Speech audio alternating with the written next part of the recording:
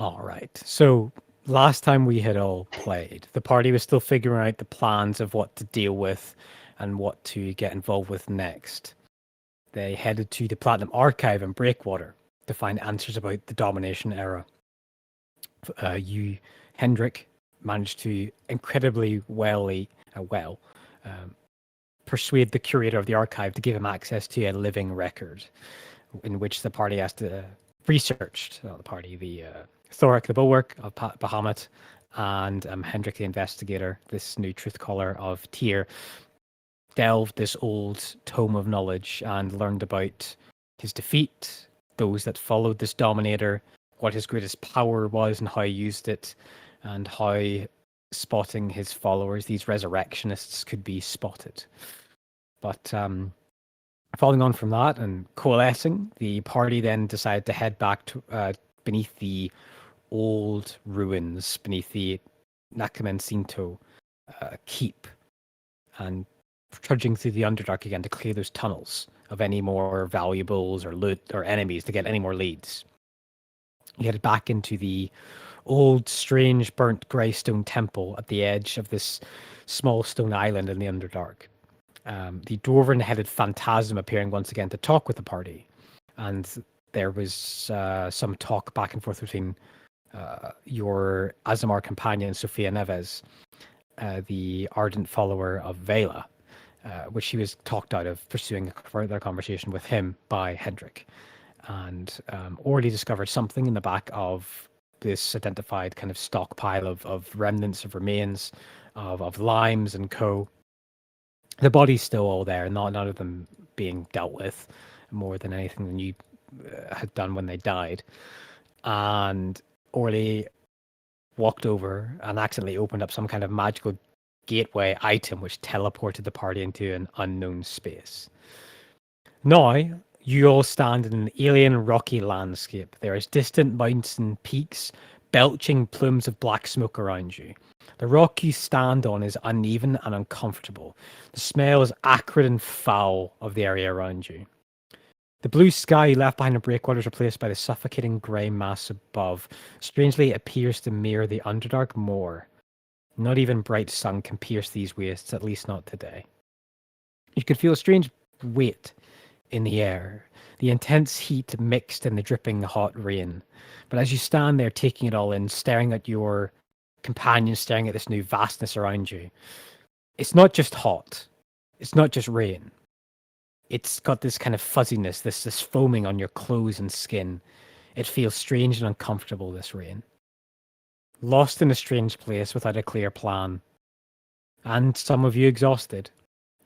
What do you do now? So I think old instincts taking over a little bit.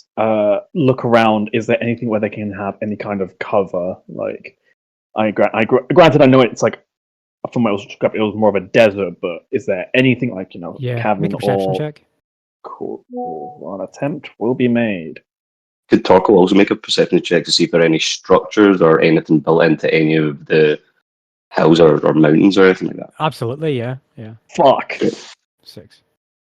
Let me just open my sheet. My eyes, they burn. Yeah. We're still so mad at Orly, who we now conveniently can't find. Let me just perception. I think Thork is just going to like It's even worse. like use Oh my his shield God. as like a little bit of cover. Hold it up. Yeah, the acid has no effect on your shield. It fuzzes and like just drips off. It seems that its magical enchantment keeps it safe.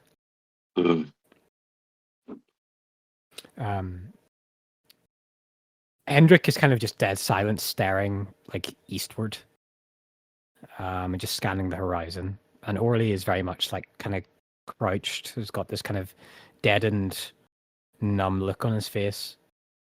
And Sophia is looking around and trying to scan in the distance and doing the same thing. I'll roll a perception check for Sophia. Please, Sophia, your only hope. Make sure she's not rolling with advantage. Come on, load her character sheet, please.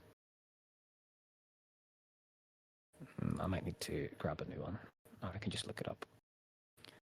Bandit Deceiver. What's your bonus to perception? +4.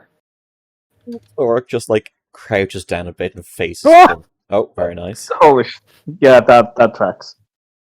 Nice. With her angelic eyes, she scans the wastes around you.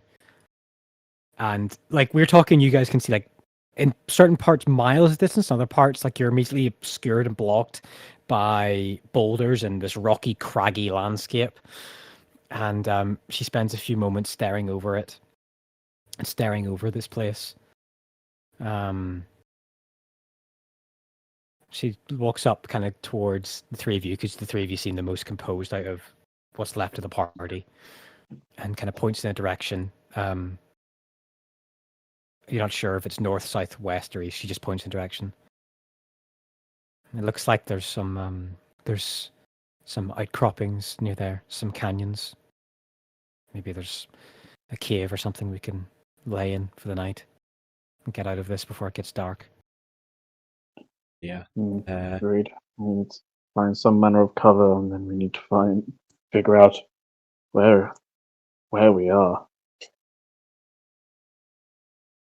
Yes. So, I've never seen Torkel. anything like this place. Yeah. Torkel. I know some priests can do it. Are you able to get word out to anyone? That we'll have to check. The ritual for casting it maybe odd.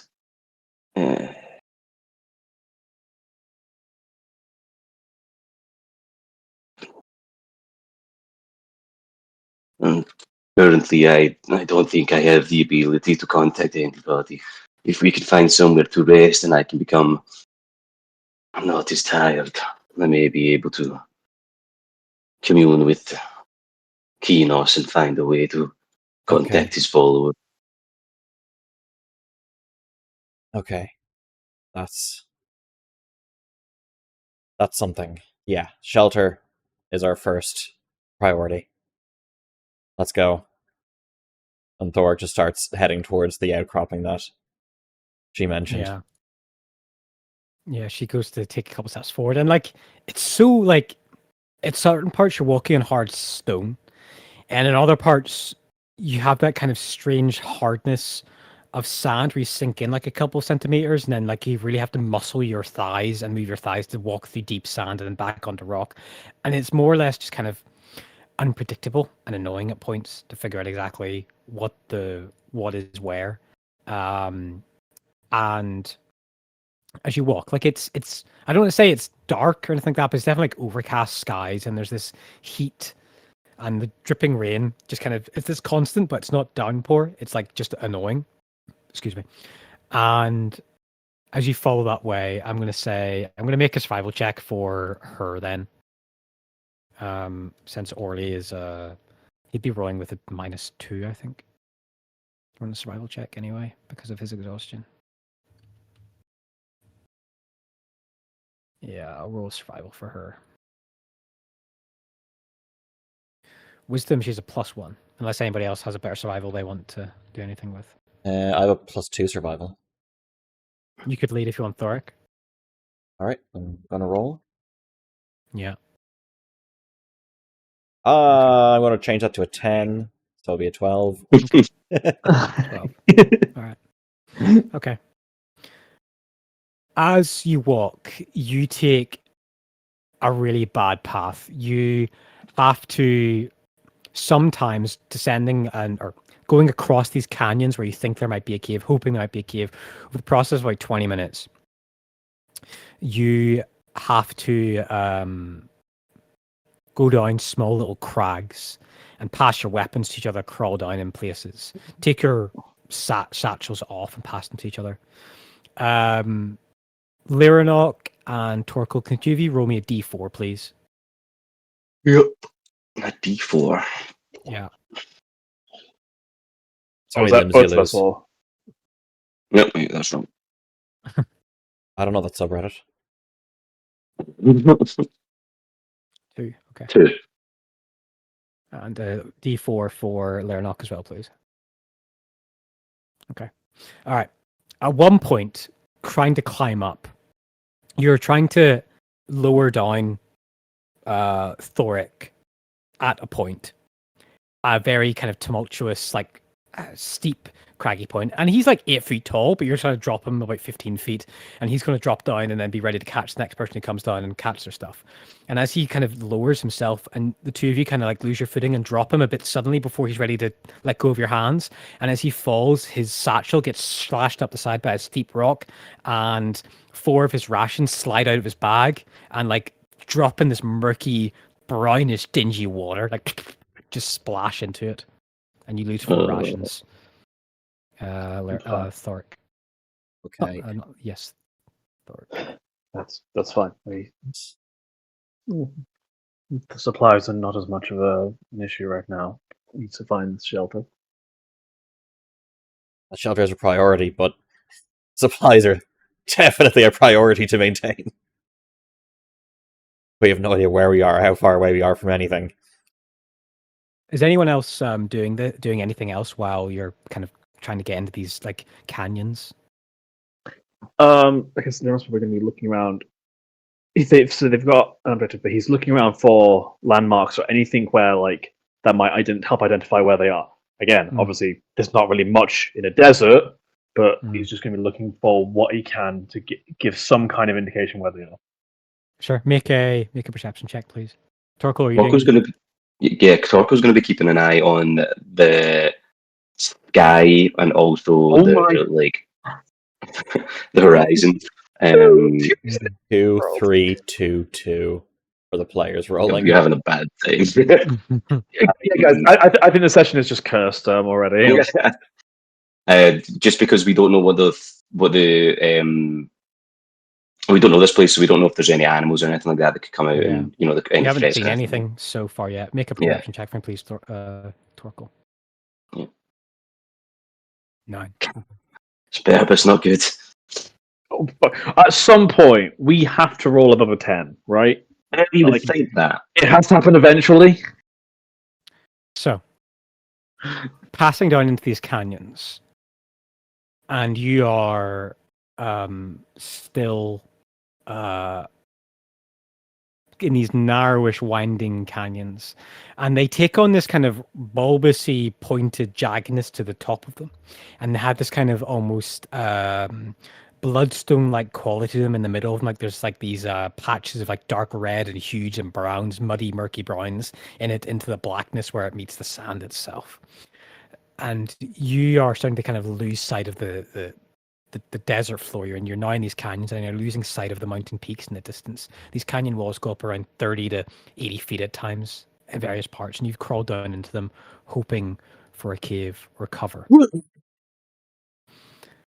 At one point, Torkel, with a 9, you stare off in the distance, watching the horizon, while Lernok is looking for landmarks. You'd lose them very quickly, Lernok.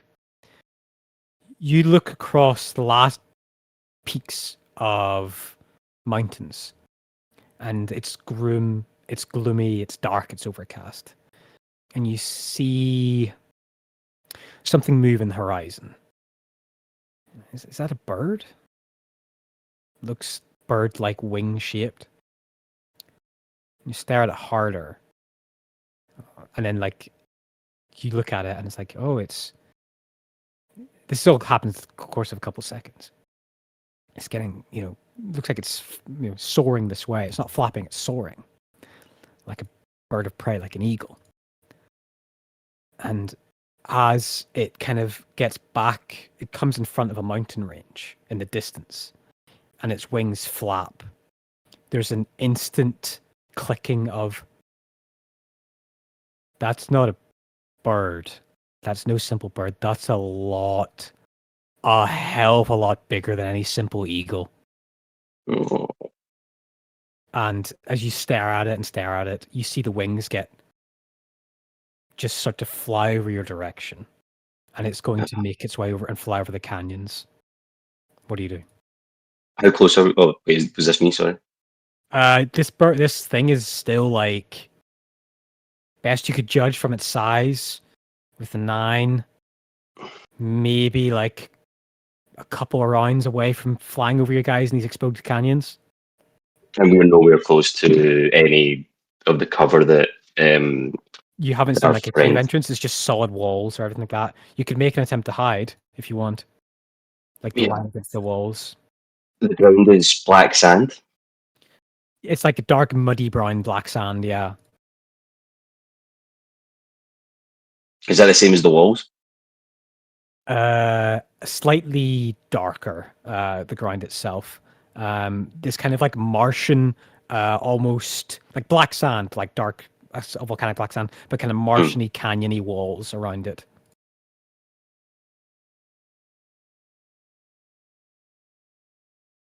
You tell your party what you see. Yeah, absolutely. Yeah. Go ahead. Yeah, it just says we need to find cover. There seems to be a large flying beast coming this way. Okay. I would like everyone, for you guys to make me a stealth check, please. I'll roll 1 for Hendrik and for Orly and for. Good. That means already roll with disadvantage if I click it. Because it is marked. Yeah, it does. She's 6. It's a plus 9. 13. Okay. Natural 1. No, it's not 2 out of -2. Sophia just got the one. 23. I don't think we reached it. Even without disadvantage, I got a 6. Damn it. Guys, I need to stop rolling any dice this session.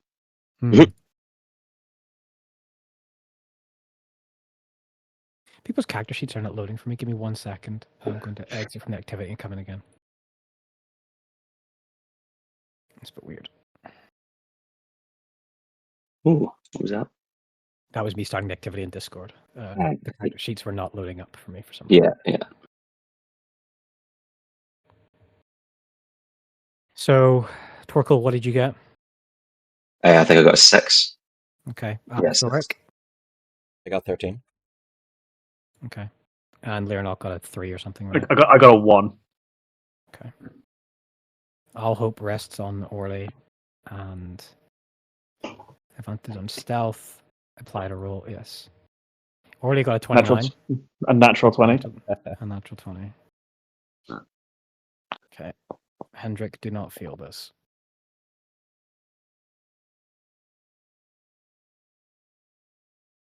Okay. All right, Hendrik. You better roll like you never rolled before. Okay. The scattering of you guys trying to run against the walls and get in place of shadows. Orly and Sophie immediately spot a shadow and bolt into it. Thoric, Torkel, Hendrik. You watch as you try to find some cover around some rocky canyon walls. As you look up, you see the bird wings just tuck in. And it barrel rolls and banks and it disappears. I don't like that. Okay.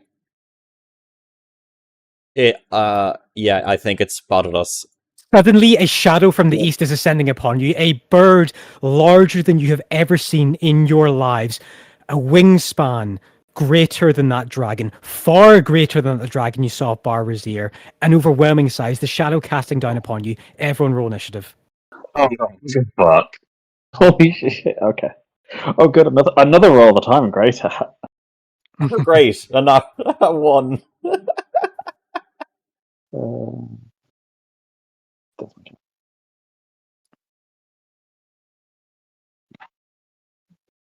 he doesn't have Fuck. comparison. My character's gonna die because I can't roll above a 5. I think that is now 7 dice I've rolled, and my high number is a 5. All right, Sophia rolled 26. No, good for Sophia. Good for Sophia. All right, Oh, at least I'll live. Yeah. Okay, you've got time. All right, let's get initiative up here. Let's get everyone on the board. Okay. All right.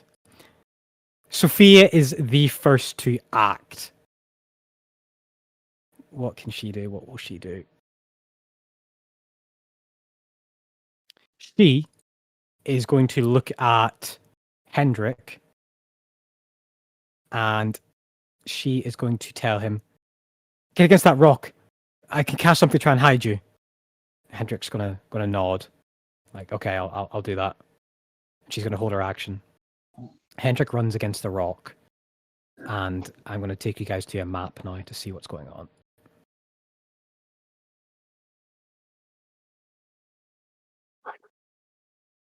You should all see the map. Yep. Cool. I just need I need to add everyone's token. Add turn, and then I need to add Torquil. Did you roll for initiative? 15. 15. Okay, so you're going after Hendrik. I think I've got everybody. Thoric, Lernok, Orley, Hendrik. Yeah. So she's going to do that. Okay, so Hendrik is going to, on his turn, he's going to run into cover here. Next to Sophia. She's going to raise up her hands and whisper a Valen prayer, and you see that she's going to cast Minor Illusion on him to try and obfuscate him.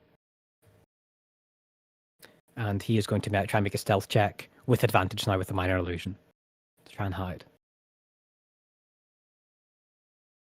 For a 9. Okay. Torquil, it's your turn. Orly's up next. Okay. Sugar. Won't help. Mm. I don't have utility spells for this kind of thing.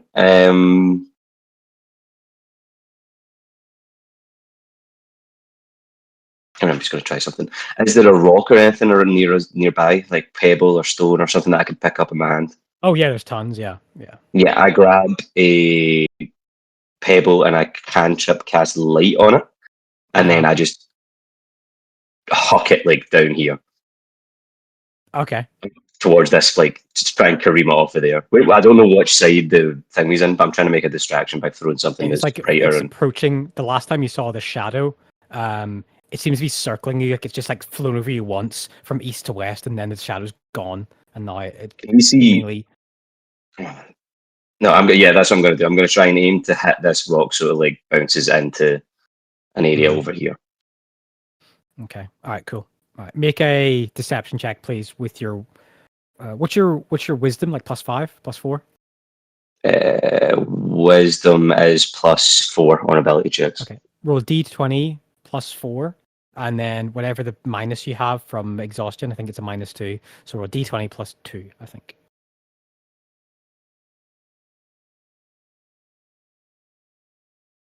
$11. Okay. All right. Okay. Any movement? We're going to stay where you are. I will use my movement. Yeah, I'm going to move. Oh, that's the pan. 5, 10, 15, 20, and like get into these rocks here. Okay. Orley is going to cock his hand crossbow and shoot at whatever comes within range of him with sneak. Darting out in a blistering smashing of color and shadow and this kind of heavy oomph, like a jumbo jet flying through a canyon wall. All the dust just flies everywhere, and all of you lose sight for a second as a bird so great and magnificent in size flies over your party in a few seconds. And as it flies past, it's going to make 2 talent attacks against Lyranok and Thoric. As a rock flies over the party. Oh shit, that's a big bird. It's a Yep. very big bird. And it's tucked its wings in to get into the canyon wall. Like, this bird is so big, its talons is like, it couldn't land in the canyon. It can just stick its talons in as it flies over. That's where it crits me and I just die. A talon attack against Lyranok with no advantage because it's not stealth. It's flying directly over you. Okay. All right. Public roll doesn't need to whisper. That's a 30. Oh, plus Okay. 13! It's not a natural 20, so you know what? I'll take it. And you take 29 points of slashing damage as its talons just grab onto you and wrap around you, and you're basically just held immediately. You're grappled and pulled off the floor. Oh, good. Okay, that was half my hit points. Oh, man. Attack. Now it's going to this is like in a few seconds. This happens. This is an attack on Thoric now for a 30. I think that hits your armor class, Thoric. Just about.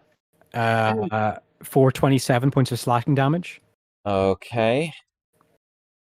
I am down just... I'm still a bit over half. But not by Okay. much. Okay. We weren't surprised by this, were we? This was, like, we knew this was... No, but I mean, it's turn. Yeah, okay, that's fine, because I would like Alright. to use my reaction. Before that happens, it's going to use its bonus action. I want you to know something because its turn hasn't. No, your reaction triggers. I guess. Yeah, my reaction will trigger when Thoric is You get hit. When Thoric is hit, is he within 5 feet of you? It's not that ability. Okay, what are you trying to do? I'm trying to do rebuke the violent. Mhm. Hang on. Oh, okay. It doesn't. Let me. Basically, it's when.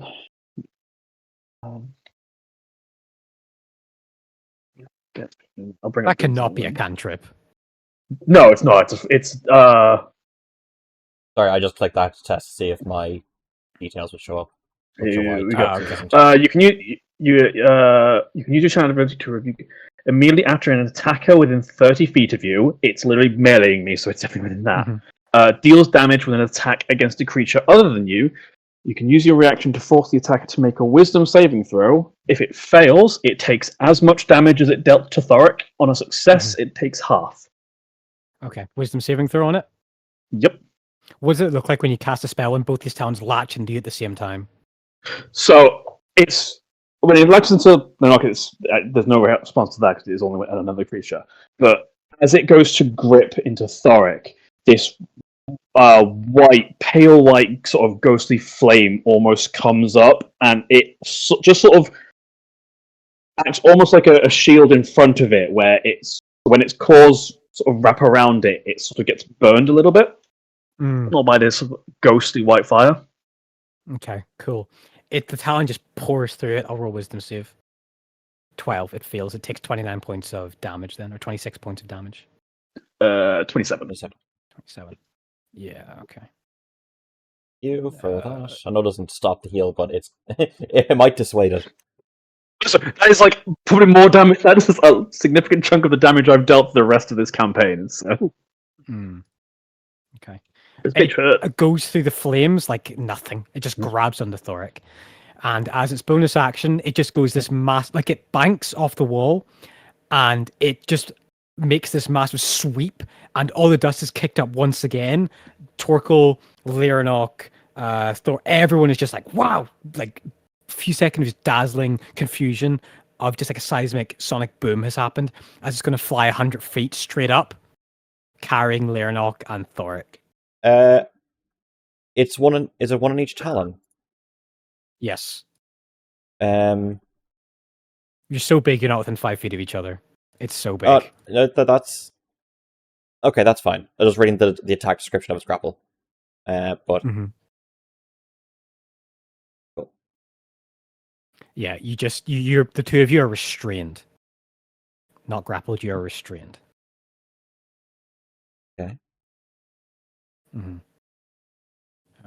just I've got my new conditions list. Restrained. Your speed is 0, attack rolls against you have advantage, and you have disadvantage on dexterity saving throws. Cool. The bird flies 100 feet straight up.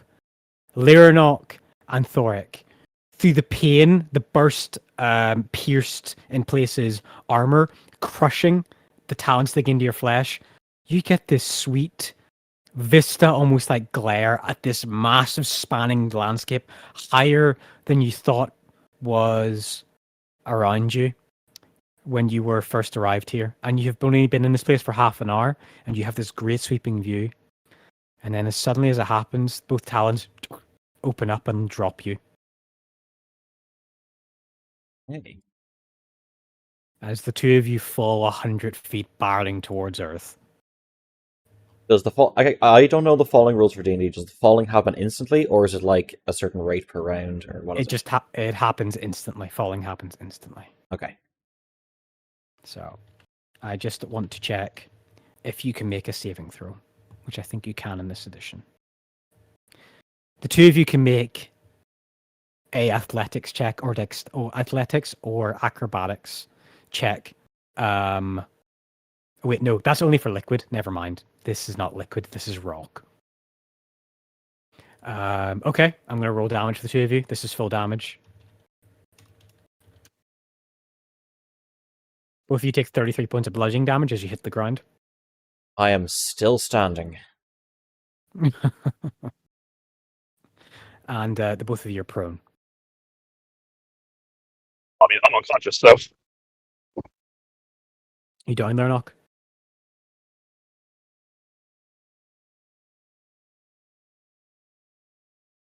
All right. With that, the bird flies 100 feet up, drops, and then banks another 20 feet to the right and is still high up in the air. Thork, it's your turn. Is it? I'll just move it over here, but it's really like 100 feet away. Did The you turn order remove is me weird. from the turn order? I removed you from the turn order. No, I didn't. You're I on don't 4. see myself there. Yeah, it's not in the turn order. Oh, I'll delete him and add him again, or add another one. All right, 4. Okay. Or You see I'm yourself now? also not there. Oh, that's strange. I can see the two of you in my turn order. Yeah. Oh yeah, I can see it. Maybe we need to reload. Maybe. Oh, yeah, I can see letter Oh, there you go. now. Yep. And Okay. and sorry, yeah. Okay. Right, so Thoric and then Liranok. Yeah. Right. I am going to stand up. 50 feet of movement left. I'm going to 5 feet over. Mhm. And I know he's throwing death saves at the moment, but right now I want to drag him over to here. Mm-hmm. So if I were to use my action and just try and drag him You over. could drag him. Yeah, you could drag him 15 feet away. Cool. So let's do 5, 10, 15. So I guess Liranok would be able to go like here. Yeah, he gets dragged straight in. Yeah. Now, for everyone else, Liranok and Thoric's armor is like just covered in dust from where they hit the ground and dust flew up. And their armor, which one's just brilliant silver and polished plate, like a paladin and a powerful fighter. The two of them are just like not strangely maroon covered, and their own blood is mixed in amongst the sand and rock that's covering their armor. Yeah. Might be coughing up a little bit of blood right now. All right. That is now Liranok's turn. Liranok, roll a death saving throw for me, please.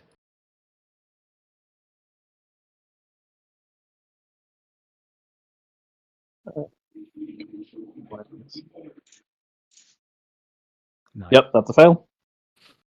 Okay.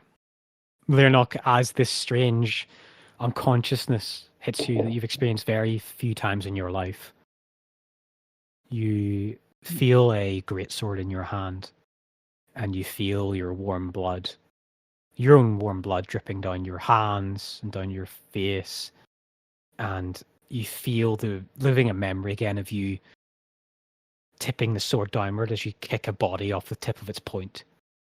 And that's what you remember in this period of unconsciousness, some flash of memory. Sophia's going to be like, what the fuck? We need to find some cover now. And she's going to crouch down and she is going to try and make a medicine check for Liranok to stabilize him. A 6. She does not have the successful wherewithal to know where to start, but his armor being so dirty and caked up. Damn it! And she is going to just stay beside Leonok. Hendrick's turn. Hendrick is going to. I think he has a healing spell. He does. He is going to cast. Wait. I do not know how his spells work, but he has healing word, so I'm going to say he uses that on Leonok. You get 8 points of healing, Leonok, and you're conscious again. Returned from the period. And he is going to move 30 feet this way around the corner. Torkel, your turn. Okay. Leonok's up, but her Thoric. How much how bad does Thoric look? Thoric looks pretty hurt, I think. So I'm Between using this to measure this. between Zero and Leonok, I'm about halfway.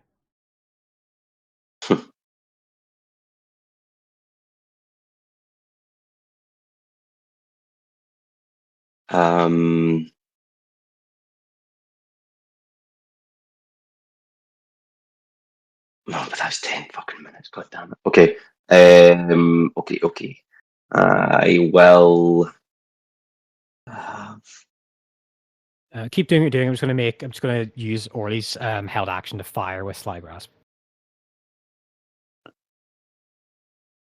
Okay, I'm going to cast Mass Healing Word at 3rd level. Everybody within 60. 16 would have hit. The only two that are hurt are these two, right? Yes, yeah, no one. Everybody else is on full health. Yeah. Okay, well, I'm going to target those two with Mass Healing Word. It might not be a great amount. No worries. Get 10 hit points. And thanking you. Yeah, in the midst of all that Hit chaos, points? Orly managed to get off a shot.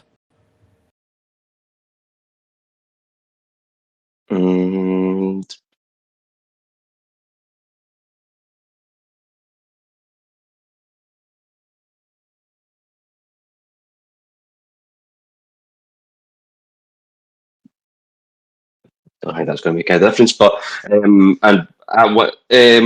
can cantrip and full spell, can't you? Yeah, you can cantrip as a bonus action, as long as it's not level. Bonus action.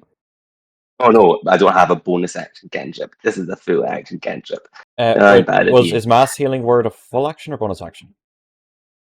I'm pretty sure it's a full action. Oh, it's a bonus action. Because I think you can bonus. You can bonus It's action. bonus Full bonus spell. action spell, full action. Yeah. Cantrip. A cantrip. Yeah, Yeah. as long you can. Yeah. I'll be doing that, and I will be casting Blade Ward on myself, meaning that it has to subtract D4 when it tries to attack me, so it'll get a 26 instead of a 30. Okay. And then I'll slide back into the rocks here to see if I can try and get some cover from any winged attacks. Yeah. Okay. Okay. Orly is going to reload his Sly Grasp, and then he is going to dash over here to try and break up the outline of the party and dash in this next shadow. And he is going to stealth. For a 29. For another natural 20. For not naturally. At least one of us is rolling well. The rock, there's basically a big outward bound figure of 8 around and flies, and it slowly hovers a good still 100 feet above, and it seems to, as you look up at it, all of you looking up towards this strange creature, it seems to look down and stare at the entire party, and it has this strange bestial knowing look of you're not dead, and stuff is happening. You're adjusting to its movements, and it turns its head and just flies away, seeking easier prey that is not ready to defend itself as well as you guys have done. Yeah. Easier prey. Fucking rocked up and one-shot me. As it flies away, and you're now in this canyon.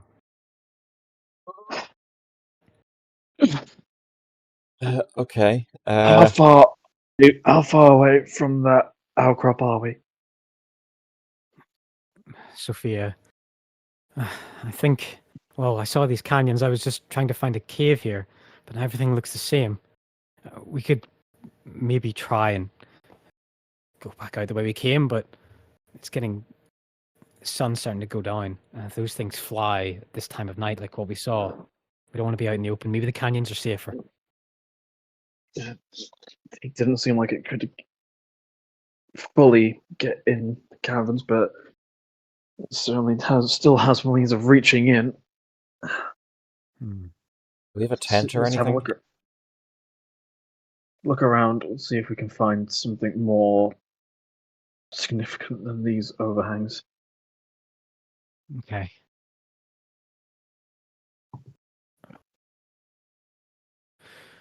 I don't think Orly has a bedroll. Not a tent.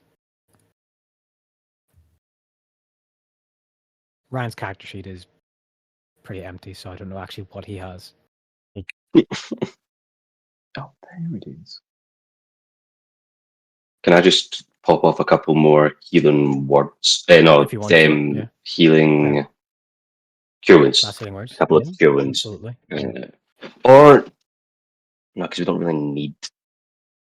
I'm gonna pop my parry out heal? of health Okay. for 7. That brings me to that. And then Okay, you get one. Yeah. One cure wounds. For 13. you Lyranok, you get a cure wounds for 16. Damn, Nice. Like half health would be okay, I think. I'm gonna pop a Yeah, second give a half. wind. To bring me to that, and then I'm gonna pop another second wind to bring me to that. And fuck it, let's pop a third. 10, perfect. Okay, I'm back up to full.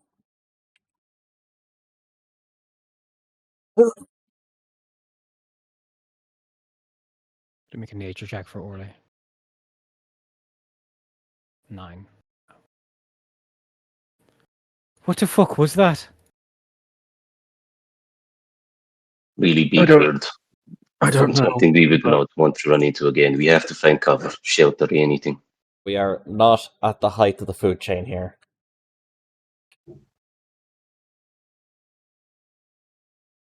Well, we need to find some better cover, or even the like things like this we could manage, but we need them to If- be smaller, something where things like that won't be able to reach us. Even I if could we can try scouting the canyons. Yeah.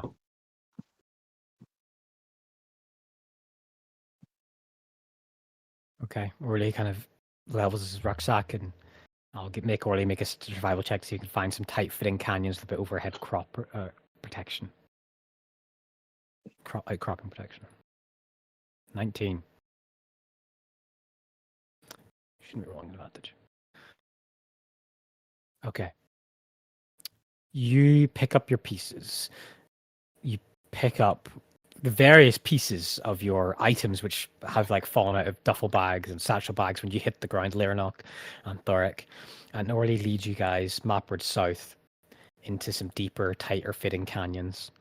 And yes, you can still see sunlight above, but it's breaks of around a meter to or a foot to around 2 or 3 feet gaps above as you find a slightly more comfortable half slope on this outcropping in the canyon. You basically find like a choke point that ends like it has a back wall against it, like a cul-de-sac almost. And Orly leads you to it. This is the best I could find. Then this will have to do. I'm really sorry, Lyranok. I didn't. I'm sorry. It could not have been known, but let's consider this a lesson that when dealing with unknowns, you should try and approach with caution. Still, let's. Okay, now that we've. Does anyone have any idea where we are? Do No. they? because I have not been able to recognize anything. No landmarks, no nothing. I haven't been I able can to either. take, I can take a rough guess, but only on limited knowledge. I have no idea. There's not. It's not something I've ever seen before, nor something that I have learned about. It is clearly dangerous, though. No, but we do. We know of one area close enough to the Concord that's described as a desolate wasteland. That would be Kalmasha, but the specifics on where, I don't know. And it's Ryan. Ryan.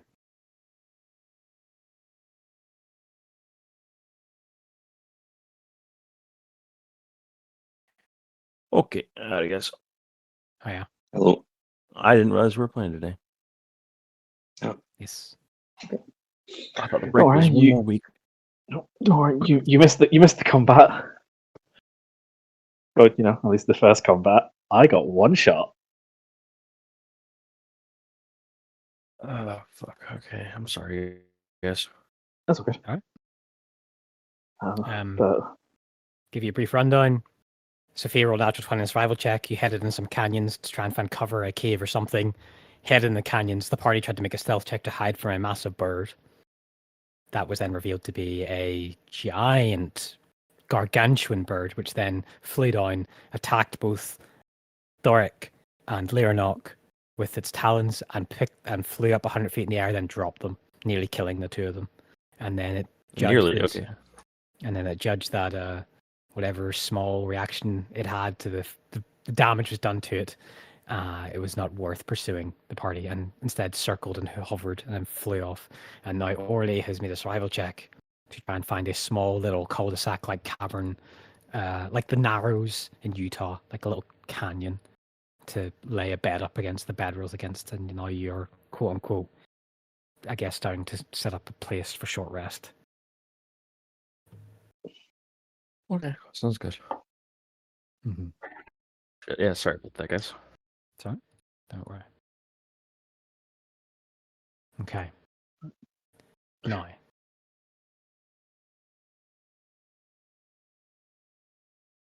What's happening now? What are you guys doing? You set up in a place, or are we still searching for it? No, you find it. Orly leads you to it. Okay. It's Right. got one entrance.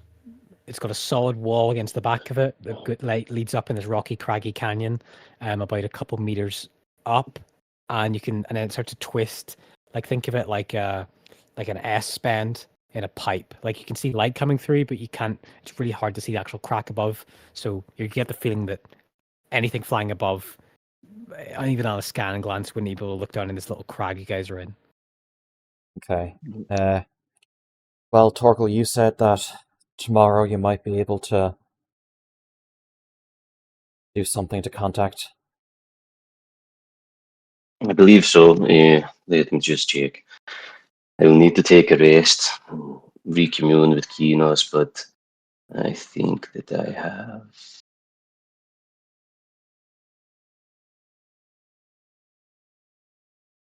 I think that I have something. Yes, I have something we can use.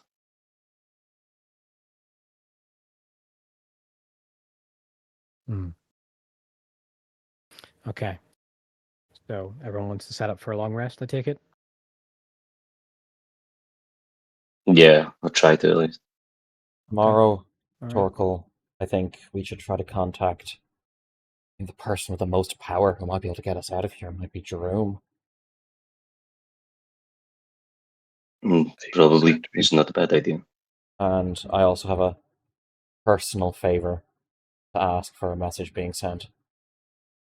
If you can do that. Okay. Yes, I can try. Thank you. Jerome said he was being called away for something fairly urgent. We He's- could also need. I'm sorry, I can't recall his name. The young The younger man that was with Jerome? Osmundo Arcus. Osmundo. Osmundo seemed familiar with portals or that kind of magic. He might be able to help us as well. You contact one of them at least, if not both. Even still, we would not be able to do much if we do not know where we are. Even if it is Kamarsham. God's hoping it is somehow. But if we don't know where we are, then they still won't really be able to provide much help, I don't think. It's true.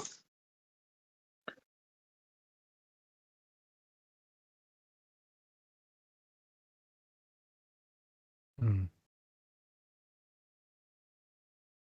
All right. So, what time is it now? I'm assuming it's fairly late. It's getting sun has probably been setting for about half an hour now. It's starting to get dark. And a little bit Yeah. not cold, but like the sun is down in these canyons. Okay. Well, if seeing as we are in an unknown location, then yes, maintaining supplies will be quite important. Let me see if I can still do this. And he's sort of gonna. I'm just gonna sit down for a minute. He's gonna get in almost like a prayer, effectively. Hmm. And I would like to cast Create Food and Water. Is it Create Food and Water? I'm pretty sure. I think it's. Knowing which is the coast, I might change it to creating water and food because they just like turning things around like that. Yeah. Where is it? Pretty sure Create it food and does. water. You create 45 pounds of food and 30 gallons of fresh water. Yeah, it's Create Food and Water. I need to double check it was still the spell. Yeah, he would like to create that. Cast that. Okay. All of you see as he performs this prayer to Baldre, a manifestation of dry rye bread, steamed rice, bland-looking vegetables, potatoes, boiled, and then 3 large jugs, urns almost, of water manifest. It will not be a particularly flavorful meal, but it will keep us sustained. Leah nods. Orly looks towards like the entrance to the canyon, the one way in, one way out, about 20 feet back. Well, I think I'll take first watch if that's okay with folk. No problem. That is fine by me.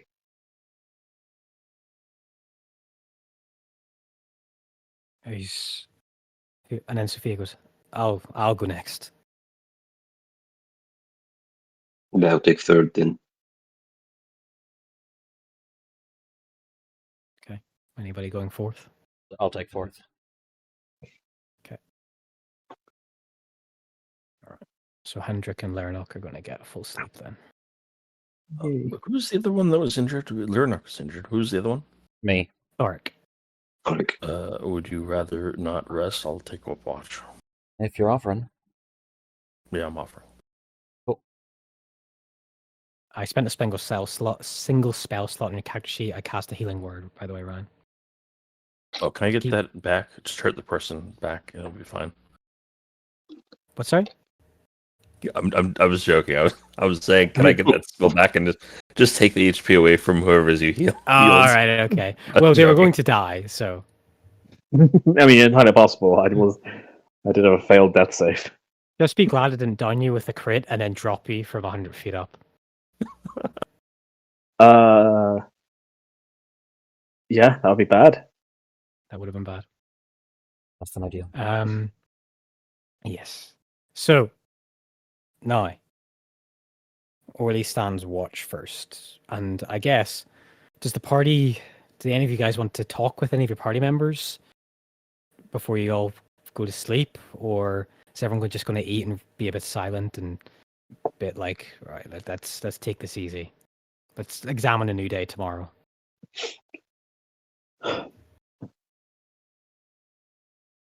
Yeah, I think they're Oh, just gonna go to sleep. Yeah, I think. Yeah, the whole situation's kind of fucked. We'll figure it out tomorrow morning. Okay. Right, I'm going to make a perception check for Orly for his first 2 hours of watch then.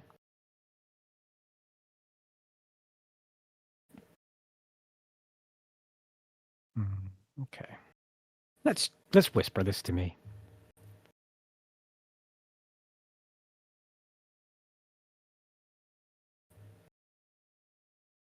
Okay. All right. You all stay sleeping. You all slumber, licking your wounds, healing from them.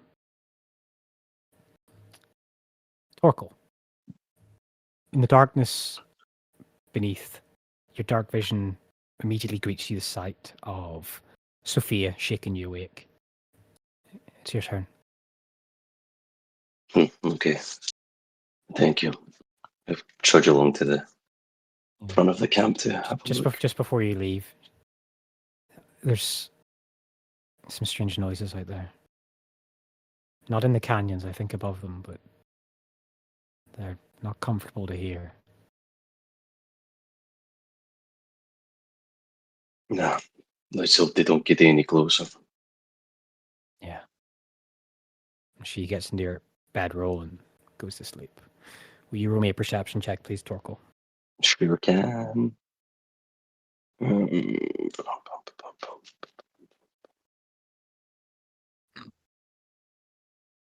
14. 14. You sit there quietly. No fire, no nothing in your party. You didn't need to cook, the food was summoned. Your companion sleeping in the bedroll. You hear a distant little of a rock falling down one of the canyons, distant. And then a few minutes later, maybe another 15 minutes later, you hear another one even further away.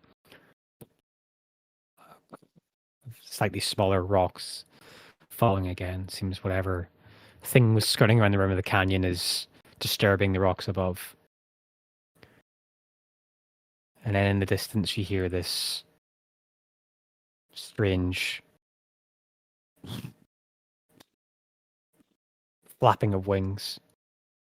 And then a solid crunch, rock breaking, earth shaking. Distantly, like some of the pebbles around you softly like vibrate off the ground. And far in the distance, you hear echoing off the canyon walls.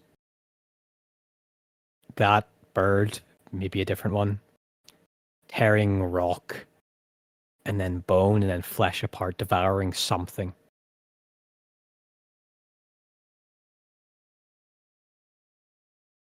And your watch ends.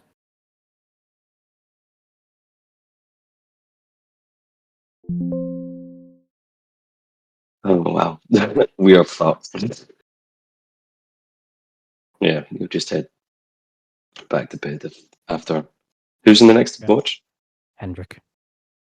Yeah, I trudge back along and he says, the bird is out there somewhere. Let's hope it doesn't come across us again. Do you think we could tame it and ride it back? No, that'd be ridiculous. Never mind. He puts it back to bed. And Hendrik does his watch. Roll me a perception check, please, Hendrik. Yeah, of course.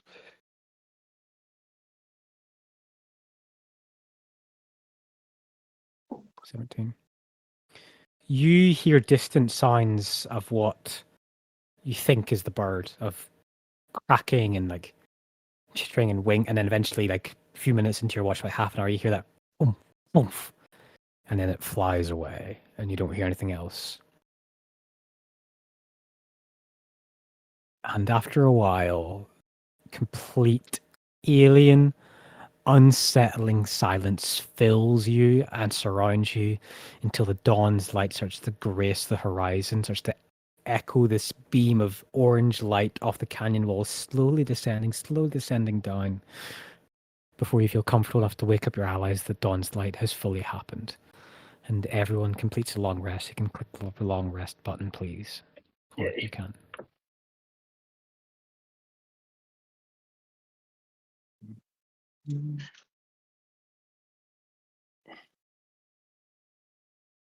Cool. Mm-hmm. What's for breakfast?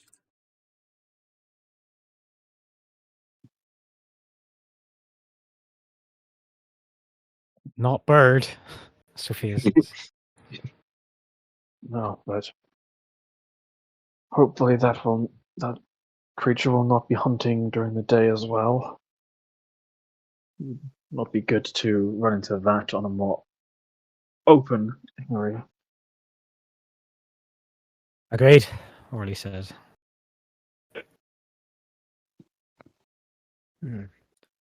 So, So,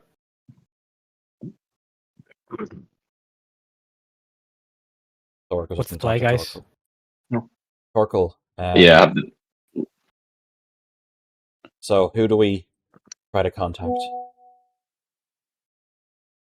okay. We need to know that we need someone to know that we are somewhere unfamiliar, but we do not know where. I have the ability to talk to, I think, 3 people maximum. So be careful. Consider who you wish to contact, and I will do so. I still believe Jerome might be the best. I know he was leaving, but he still has the best connections. He still has the best way of contacting people, maybe trying to find a way to get us out of here. He might have the best access, but what if he is? You understand the level of things that he deals with. What if Yes. he is not available?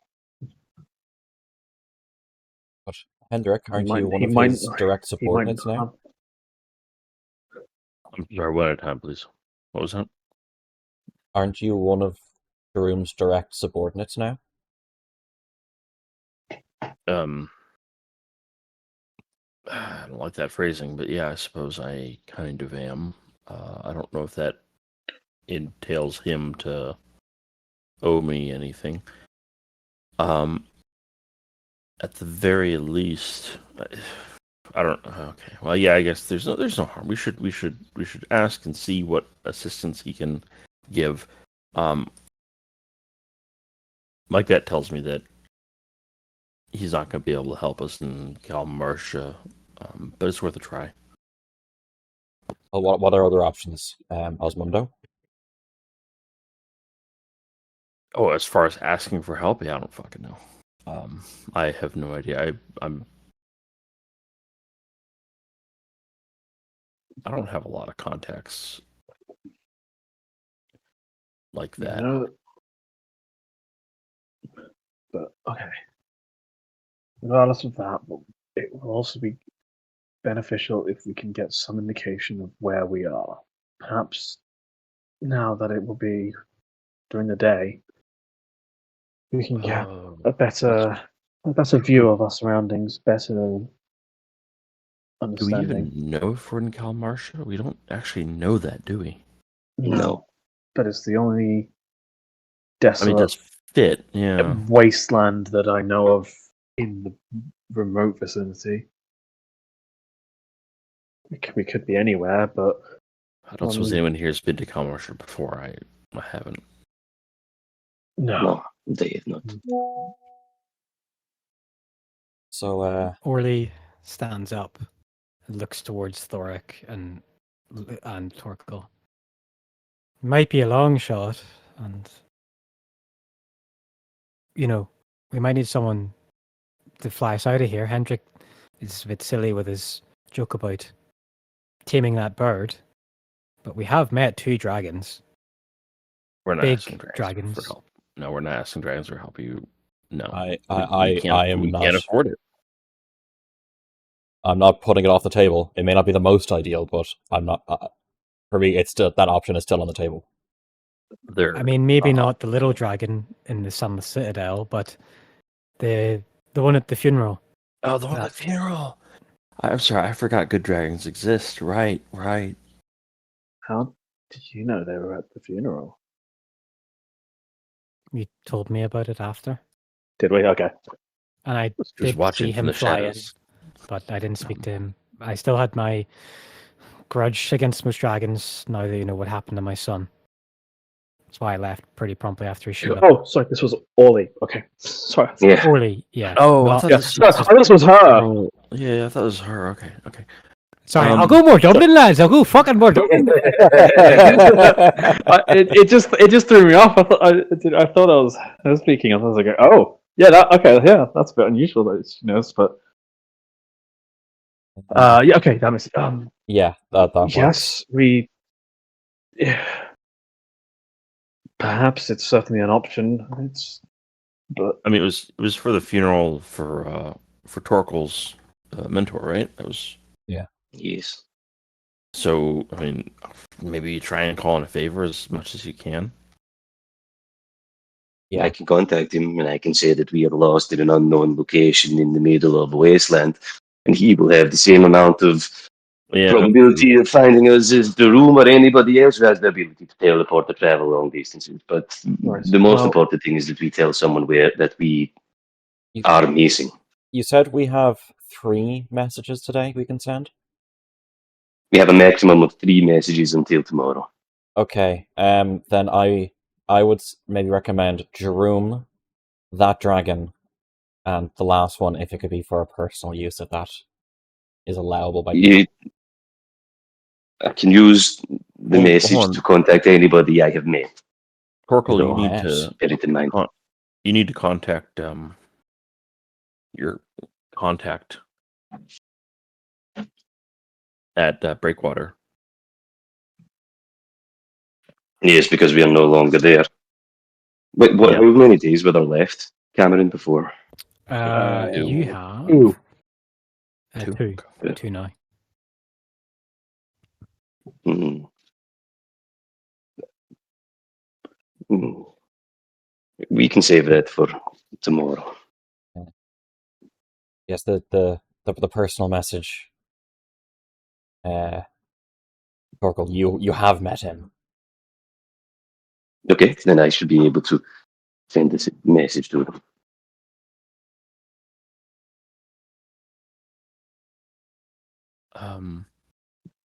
Okay, well, we can knock some of those messages out right now. But let's say the one for the dragon. Let's go above and look around and see if we can find some sort of landmark or something like that that'd make it actually feasible for him to find us. I can fly up a distance. Yeah, that'd probably be best. There's no trees to climb, so yeah, okay. As long as we be careful that there's creature, that big bird. I mean, we should be. If there's a big bird, we it'll should be a able to risk. I mean, do we? You know, to indicate where we are. Do we know of any areas that have predators like that? Anything? I mean, I'm not familiar with. You can make a nature That's check. there. Yeah, I'm gonna do a nature check. Nature. Could I make a history check if Mhm. if there is anything specific about this type of rock? Bear in mind that I'm Absolutely, trying to yeah. collect rock from everywhere, and Yeah, I would like to cast a spell on myself. enhance ability. Enhance ability. Did Okay. what the hell? Did the spell sheet change? Yes, they Okay. have a very slightly different look now. Oh, there's toggles next to stuff, and it's kind of Yeah. yeah, yeah. I'll do enhance ability. I think it's all functionally the same, but it just does look a bit different. Yeah. it's better now because you can have your one of those cleric, like your subclass spells set so that they're never off and stuff like that. Yeah, they've streamlined that a bit more. Yeah. There's knowledge nature. Yes. Yeah, with the birds. 17. 17. Okay, I'll go with Birds. Torkel first. The ground you're on, these canyons are volcanic. These canyons are the ones you're currently in, and the earth around you is volcanic. The sand is volcanic. The canyons are formed from lava flows, long, dried up lava flows. The mountains in and around you, these vortexes, these strange blackness in the sky. With a 21, you would determine, based on the rock, the excess of smoke still in the air. You know that eastern Kalmarsha peaks are mostly dormant. Central and western Kalmarsha are more active. However, the mountains opposite the Slumbering Bluff along the coastline from Split Rock up that coastline, it is known to be the most active volcanic peaks and lava beds that you know of close to the Concord since the island of Von Der erupted. So you would determine you're somewhere east of the Slumbering Bluffs, but you're not quite in middle, central, or eastern Kalmarsha. You're more close to the Concord lands than you might think. But if you've got a follow-up question and ask me about it, that's fine as well. The mountain range, the Slumbering Bluff, that's Yes. the name of the range, right? Not of Yes. an individual mountain. Yeah, that's Right, the whole okay. mountain range, yeah. And so would Torkel know of any individual mountains in that range? And is there a possibility of, obviously, like, if we were to travel toward, can we see mountains on the? If you go at the canyons before you get descended into them, you would definitely see mountains, yeah. Yeah. So if we were to get up to the canyons, so for example, like up in the Rockies, right, and near Canmore, there's the Three Sisters, and it's quite an identifiable mountain range because of the way it's Yeah. structured. Is there Yeah. any mountain like that in that range that if Torkel saw it, he'd be able to say that is this? Yeah, I mean, with a 21, the identifiable mountain range would be the bluff. You could identify what the bluff was by looking at it from a great distance. Some mountains in this region they're not like 8,000 meters. They're more like, sitting at around 3 to 4. So you can still see them from great distance away. Mhm. The other identifiable would be the five peaks, which is again it's a range in Kalmarsha. And then there would be you'd be able to identify Black Bay, maybe, which is the heavily volcanic and almost poisonous bubbling waters around southern Kalmarsha where lava flows into the sea Okay. from a ever-smoking small volcano, like a flat volcano. All right, So okay. if you can see these, if you get up somewhere and spot them, yeah. Torkel takes a handful of the sand and rock and runs it through his fingers, and turns to the party and says, it's a long shot, but I think that we have the basic consensus that the most likely place we are is in Kalmarsha. This land is clearly volcanic and this rock is of that nature as well. If we can get height and identify any of the notable mountains in the Slumbering Bluff, it may be able to help us in our conversations with whoever we need to come and save us. That is the only landmark I think we'll find out here.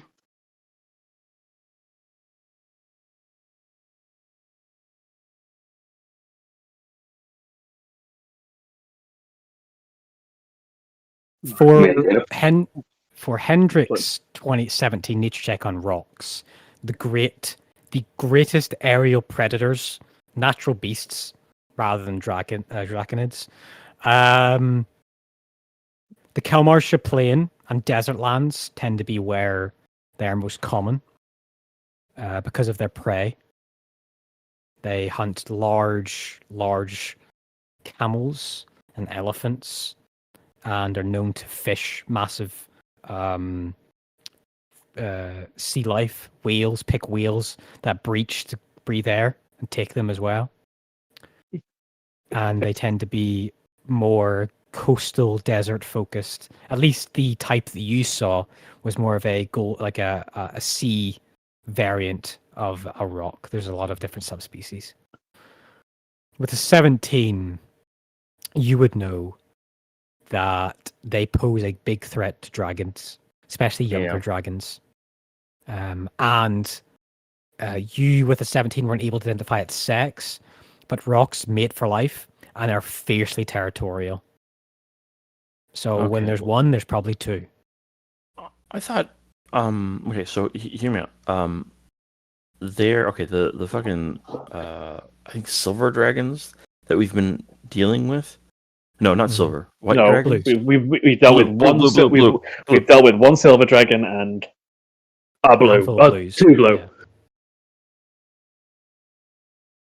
Blue has a mother dragon. I thought that mother dragon was living in Kalmarsha. Is the mother dragon in this? No, it's on the slumbering. No, bluff. she's best you know, and best that's understood by a lot of people is her lair is somewhere west of the slumbering bluff, so she actually is not in Kalmarsha.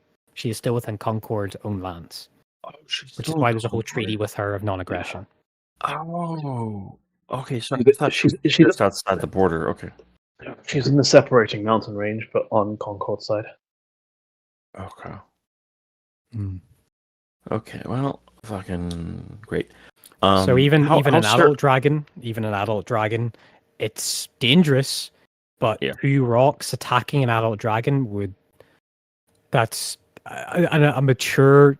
Any dragon that gets to adulthood is not going to lightly take that risk. Okay. You said that it oftentimes was coastal. How certain am I that that's an indicator that we're somewhere near the coast? Yeah. Well, you said there might be a coastal variety. Yeah. These birds can fly hundreds of miles. Yeah. These birds can fly hundreds of miles in a day for food. So it's likely based on stuff which might be what Torkel's saying, if you're close to Slumbering Bluff, because that's a coastal mountain range which feeds directly, like almost right to the sea, these mountains. So it's possible. Okay. Well, I don't want to be on a dinghy. I have a dinghy, but I don't want to be on a dinghy in the ocean when there's a fucking rock flying around. So I think rowing back home is not an option, unfortunately. I don't think that traveling back home is an option at all in terms of on our own initiative. Yeah, well, if we travel east, we'll hit the mountains potentially. It will be dangerous and hard slog, and we are probably maybe a week, I guess, away from Split Rock or some. Definitely longer from Breakwater. So, okay, well, we have to find somewhere that we can hold up so someone can come and get us. Well, we have to get out of the territory of the rock, because if we ask for a dragon to come save us, and there's a rock flying around attacking shit, the dragon is not going to come. There doesn't necessarily need to be a dragon. Teleportation exists. We just experience it. We can contact other people. Right now, we need to make sure that our party members are protected, and we can find an identifiable object and tell someone with this message, we are here. Okay. Orly speaks up. Thoric can fly, and he's pretty strong. Why doesn't he fly up and hold on to Torkel? Yeah.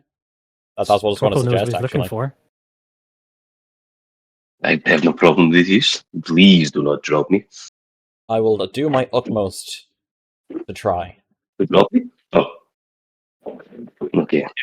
If you can. I understand we're might be closer to coast, but if we're reasonably close to Eliza's Gap, we might be able to get some access through there, through there to East Cairn Fort. Yeah.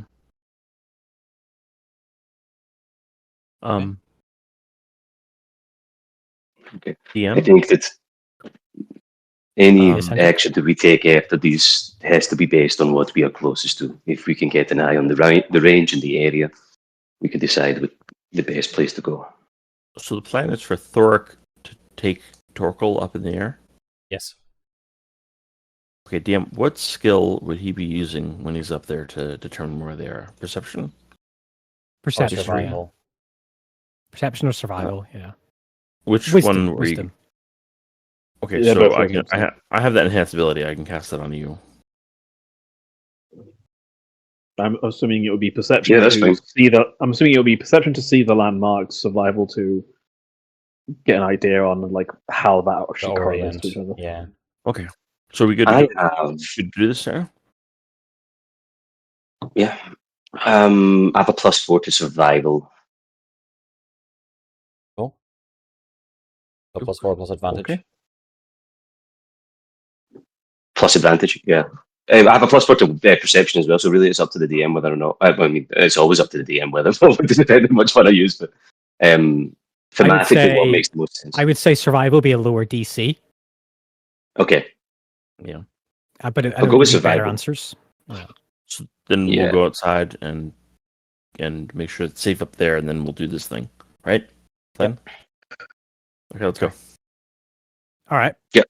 You walk outside to get some air room to fly up. What does it look like when you summon your rings of Bahamut then for the first time that we've seen Thoric? I suppose it's the wings kind of just unfurl out in like a silvery light. They're definitely like ethereal wings. They aren't natural at all. Mm-hmm. And he unfurls them Awesome. like, and just like feeling just internally, it's like, oh, I'm starting to be like a real dragon now. And he goes to sort of take hold of Torkel tightly to make sure he doesn't accidentally And, slip. I'll cast enhance ability on Torkel holds Torkel. up his arms like a toddler, one lifted. Uppies. Lift me. You'll have to toss me. Really hard. You're gonna have to toss me. Mm. Don't tell Hendrik about this. And because flying seems like a whole bunch of fun, he's going to go super fast up into the air. Oh, Like Let me- Homelander taking off from the boys, he just flies off, and dust and pebbles and dust and debris is scattered away in about 15-foot direction. Sophia walks up to Lernock and taps him on the shoulder. You think that's the first time he's flew? I suspect it might be. What about you? First- I know you are gifted with the wings from above. I am. So the first time was always the most exciting, but I haven't really had a chance to fly. My talents don't really let me get a chance to use it, skulking about sewers and tunnels and back alleys. It's not really the most subtle thing to do. No, I suppose none of our gifts lend towards subtlety, really. No, but it Still, looks like he's having fun. yeah, I imagine it must be nice to be able to soar like that. Torkel and Thoric soar 100, 200, 300, 400, 500, 600 feet skyward into the air. And you have that watery corner of your eyes, like kind of blowing Torkel. You have to close your eyes shut. But for you, Thoric, this is simply amazing. This is delightful. So you just soar and sky and fly up. And it becomes very apparent as you just fly up. You can see a vast, vast landscape of mountain ranges, more canyons, debris fields of strange, just spanning red, maroon into black sand where it meets with volcanic ash and rock. And as you scan across this entire vista, why don't you roll me a survival check with advantage then, please? Torkel. Me. Yeah. Yes. Do I need to make a constitution save for vomit since he went in Mac 10? If you want to. I'm gonna Just- roll just the because I think two- that's funny. The two Asimar Yeah, down there just talking with each other, and then suddenly just vomit just lands on them as they're looking up at us. Yeah, sometimes it's better just to accept it and just puke it up, and you'll feel better. Thank you. I think that Torko is like taken by surprise by how he thought he was going to like levitate up, like straight up, and not like be flown like with like Peter Pan on coke. So he just barely holds on without vomiting all over himself. Mm. And Okay, the survival thing, with advantage. you pick him up under his arms, you do the Titanic, and you just spin him around the whole vista. Look around. I do the thing where I like open the arms just like a smidge to make it feel like he's falling, Mm. but don't actually. Let him. You fuck. Or you do like the dip where my stomach goes up and then you go back up again. Oh man. Mm. Yeah, 21. Okay. Clarifying your vision of what you have here in mind. You're not too far off the mark from what you suspected, Torkel. A 21 again. To the west, you see the slumbering Bluff mountain range to your west. To your north, northwest, and to your southeast, you see the 2 of the 5 mountains, which make up the 5. Some of them are bubbling away volcanic peaks. Some of them are a bit more active and dormant than others. These 5 slumbering volcanoes, or volcanoes, not slumbering. You stare south and you see the ocean, the Sea of Torments, distant hundreds of miles away. Well, maybe about, with a 21, you're about maybe 40 to 50 miles from the sea from your position. You're about a day or so from reaching the foothills of the slumbering bluff, then about another day into the actual bluff itself, the peaks and mountain and crags. You're in the middle of the 5, this dusty, rocky plain, this soot-covered landscape. And what you can see in the basin of the 5 peaks is what you think is a hill, an interconnected hill, with jutting rocky protrusions, pointed like upward lances.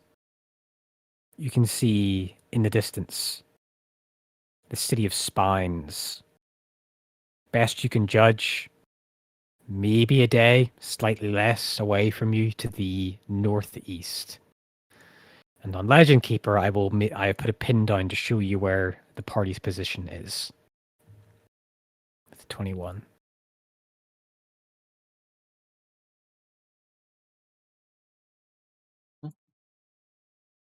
Should be in there. Might need to refresh Legend Keeper. Yeah, let me refresh. Negative. I don't see a pin. I'll put it. It's somewhere in Commercial, right? Yeah, I'll screen cap it and just put it in D&D notes.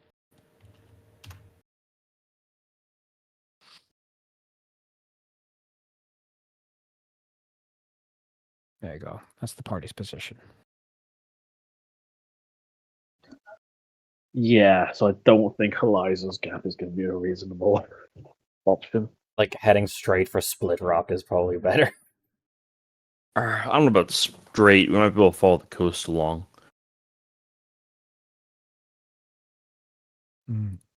With the I mean- 21, God, you also sorry. see something else outside of the canyon. Just outside of the canyon, you see like a dug pit, like a crater, where the remains of a large purple worm remain that has been torn apart and half eaten. And it's been dug out from the rock itself. And the head has been eaten, and the rest of the body lays there baking in the sun.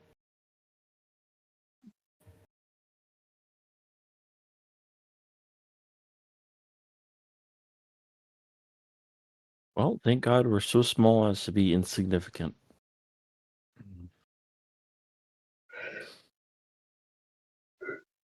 You've assessed all this. You feel that you're about 5 minutes or so left of your flying, Thoric. Okay. Torkel, how much longer do you want to stay up here?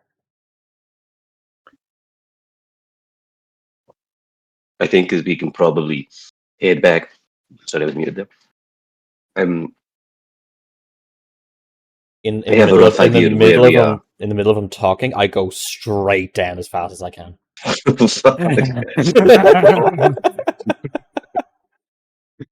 I hate roller coasters too, Sean. You drop like a pebble just from. No, you know how Thoric felt like yesterday, and Lerna. You just you see the rest of the other party members just see Thoric, and he does that thing where he just barely stops at the last second, then just stops, and all the momentum catches up with you, and the party reconvenes. You land, Thoric. Your wings still active. You still got some time left on them. I just stay above the party a little bit, just flying around, getting used to them. Nice. Okay. So, what do you tell the party then, Torkel? We are close to a range of active volcanoes. I think there might be a bay that's probably the most identifiable position that we could go to. We won't get back in time to talk to my friend if we walk. We're about a day from the bluff and then a day through the bluff and then however long to get back to civilization.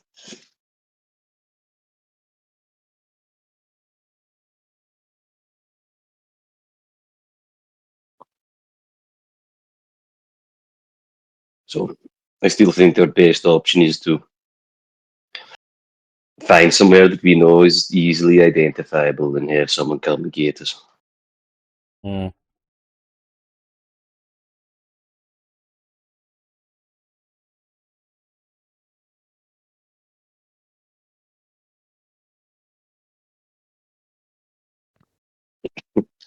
Not sure what's identifiable. Like I said, I think if I remember correctly, there's a bay got inlet of the sea to our east.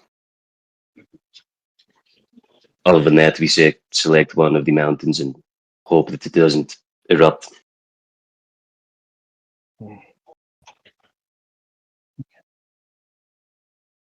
Yeah, it's definitely a possibility, but even with teleportation, I do not think it would be easy to get to us. We Ryan lost dropped. Orion. Mm.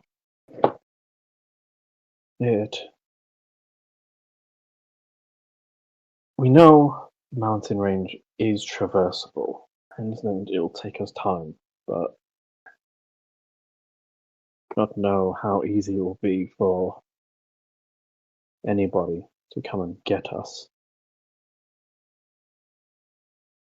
I think the important thing is that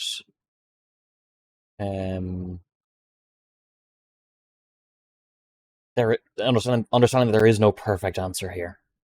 Anything has risk, anything has danger. Well, no matter what, we need to move from this location in some manner.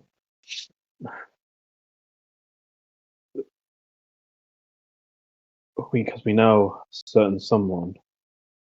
I'm really sorry so far. Did we actually ever get the name for the person who was speaking to the hologram? No. No, we didn't. Okay. But the person that was speaking to us, they all know that we have transported, and if they know where it transports to, then they'll know the area where we are. I don't know if they're actively going to hunt us down. It seemed as though they treated us as beneath them, but I do not know if I wish to rely on that. So no matter what, we should at least try and move away from this area. But what is it that people wish to do? We can either try and go over the mountain range. Perhaps we can form some kind of arrangement with Barazia to allow us to go through her territory. Or we can stay in the location. We can hope that someone is able to come and retrieve us. Orly asks you a question, Torkel. Did you see any civilization? So like a side on it, or like a spike thing, right? Yeah. Yeah, I'll read that some kind of outpost or something. Well, it's a lot bigger than Outpost. It was like a full-on city. Okay. Best you could see. Yeah, I'll let him know that there is a city there, but it doesn't look very Yeah. inviting. No, it doesn't.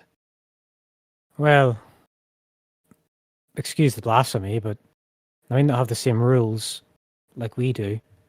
There could be magicians or something there we could hire to transport us back. We've got gold. We've got things they might not have. We could barter. What kind of people do we expect to find in a city in the middle of 5 volcanoes with rocks flying around and a dragon who is only on the western border? I don't see. It's referred to as the desolate badlands for a reason. The people who live there might be harsh. We could go there with gold and leave with nothing.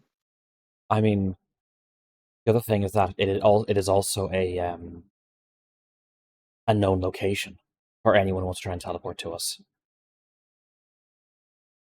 Is it a known location? I've never heard of there being cities in the Kalmartial wastes.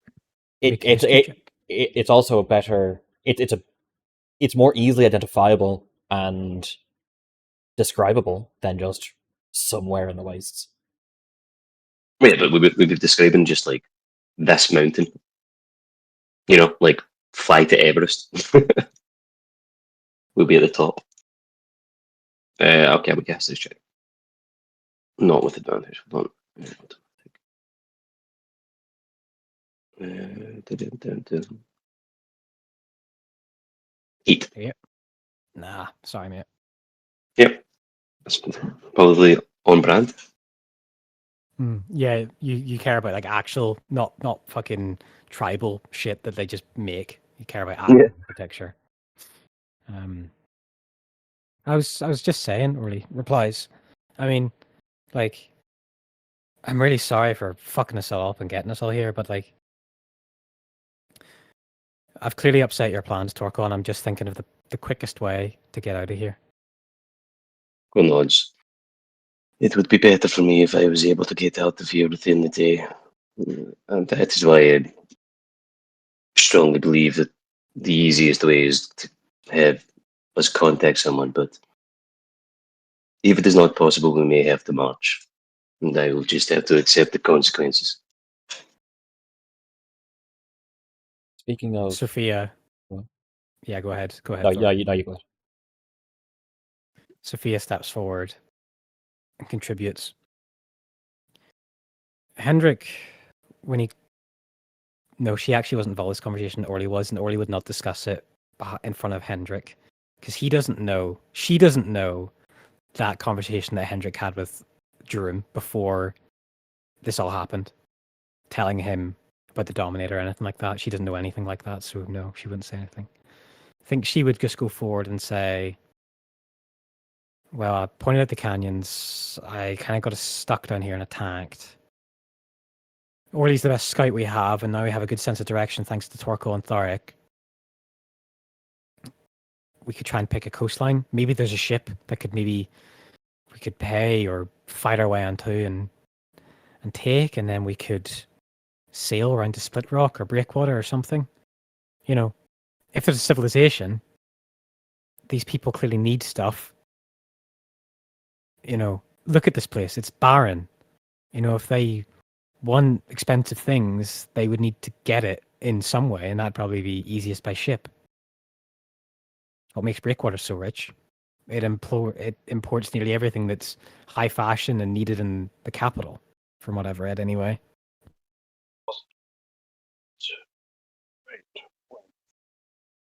You're distant, Toxic. Oh, sorry. I wasn't aware. I did not think we had trade with Kalmarsha.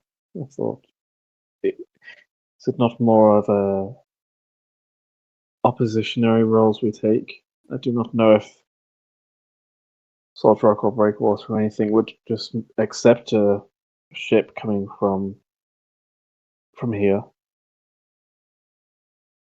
I remember my dad talking about something once. I didn't think it was relevant. I think he was just sharing some stuff he heard from it. It was in my library back in Rackmere, saying that there was deliveries of stuff from Breakwater, shipments to the Yorkish people in Kalmarsha to fight against, I think they call it the Valetti Empire. But that was when my dad was still alive and active as an agent. So things might have changed since then, but maybe people know about the Concord in that city. Might be an emissary or a dignitary or something. Hell's even a smuggler. Yeah. We did just deal with the Hydra. The Hydra, well, before you guys destroyed it, there was a cell there. There might be a cell in Kalmarsha. We could pay someone to smuggle us back to Breakwater or Split Rock or something. How long did the walk look from here to the Bluffs? the city? No, the city. So I know it's a day to the bluffs. Yeah, maybe just under a day, something like that. But that's just straight line. That's as the crow flies. You've still got canyons, rocks, various terrain in amongst the way of that. One thing I will say is, regardless of whatever you've seen as the crow flies, it's really hard to predict what terrain you're going to come into. It is a badlands. There is no paved roads. A lot of this is going to count as difficult terrain. A lot of this place, for a gameplay standpoint of view. Okay. Well, if people are sure that they want to go to this place, it might be an easier option if we walk a day to the city and try and find a smuggler or anticipate that they use the bay that's in there, or perhaps they have arcane magicians. At least we have something that we can attack once we're there, try and break down and find someone. If we walk a day through the bluff, we still have to get through the bluff. And then down into Split Rock, and then back to Breakwater. Yeah. I'm happy to gamble if you are.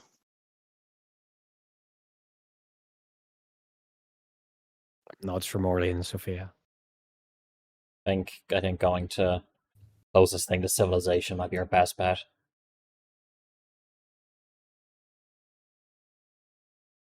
Hide away, though,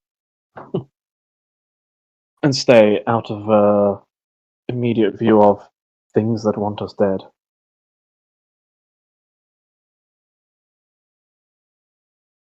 Agreed. All right. Westward we go. Before we go, Torkel, do you mind if I give you a message to send to someone? Of course, please.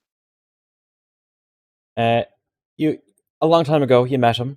Helter Keltau Larot, the father of, well, the woman I hope to marry. What would you like me to relay? I need you to tell him that a trap, because right now he figures that the box is a fucking trap. That Yeah. A trap has us far away. Delay Justea as long as possible. Okay. We have a couple more. I have the ability to send a little more sentences. Does anything else, or does that it? Just I give you like just say that It's been a while, so maybe just remind him that it's Torkel speaking for Thoric. Yeah. Okay. I relay that to. I sit down on the rocks and gather little stones in front of me, and then lay my mace again. I lay my mace down, and it heats up, and then the stones heat up, and it sort of generates a heat shimmer. And into that he speaks, and says, relays the words that that Thoric has said, that a trap has waylaid them, and to delay, was it Justine, Just as long as possible. Just there as long as possible. This is Torkel on behalf of Thoric. Okay. A few moments pass, and then you hear this reptilian, gruff voice come back to you. Torkel, I'm glad that Thoric informed me. I'll do what I can. I'm on a ship back to Vard today.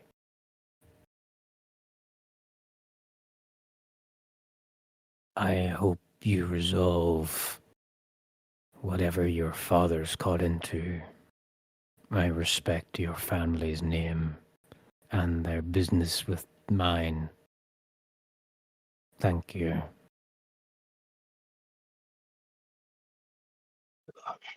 Okay. Yeah, Torkel scatters the stones and picks his mace back up and turns around to Thoric. In a relatively creepy way, he said that he'll do what he can. You see, Thoric sort of visibly relaxing a bit. He just nods, okay. Thank you. You're welcome. If I you have need two if you left. need it, I do still have the robe of useful items for any spell scrolls. Actually, remind me, those spell scrolls, they're random spells, right? Or are they? Yeah, let's just see what happens when you try and use one. What do you think, guys? We just pull off all four of the spell scroll patches, and so that we know what we have. I get it too. Okay, I pull off the 2 third level spell patches, please. Okay, 2 seconds. I think I've got it in my notes here.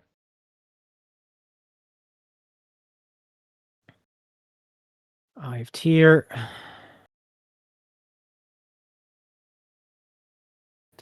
Maybe there's a scroll of undo trap. Anti-trap. Notes.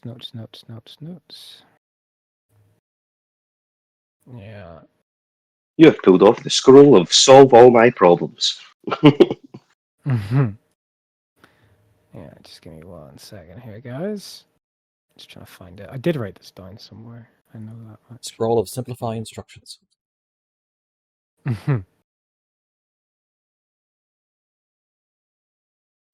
It's in Act 1, because we're in Act 2. I need to look at this.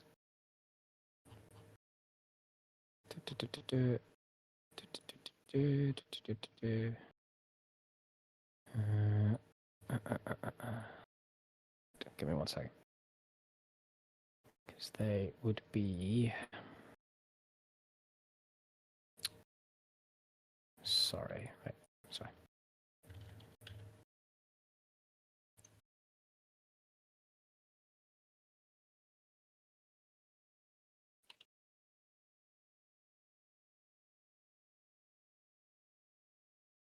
You pulled off the 2 third levels, right? Okay.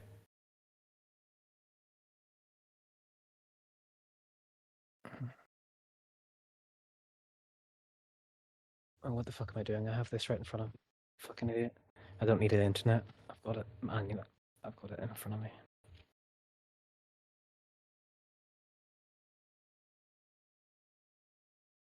I'm so smart. I'm so smart.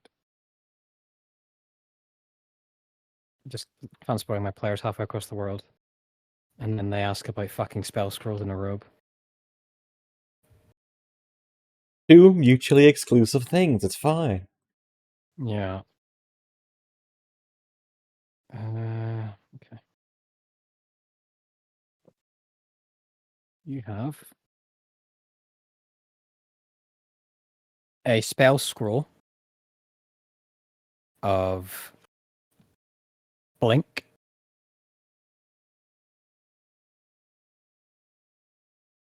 and tongues. Of blink, add, and smell Tongues. scroll of tongues. Cool, thank you. And I'm going to remove those patches from the thing. Yes.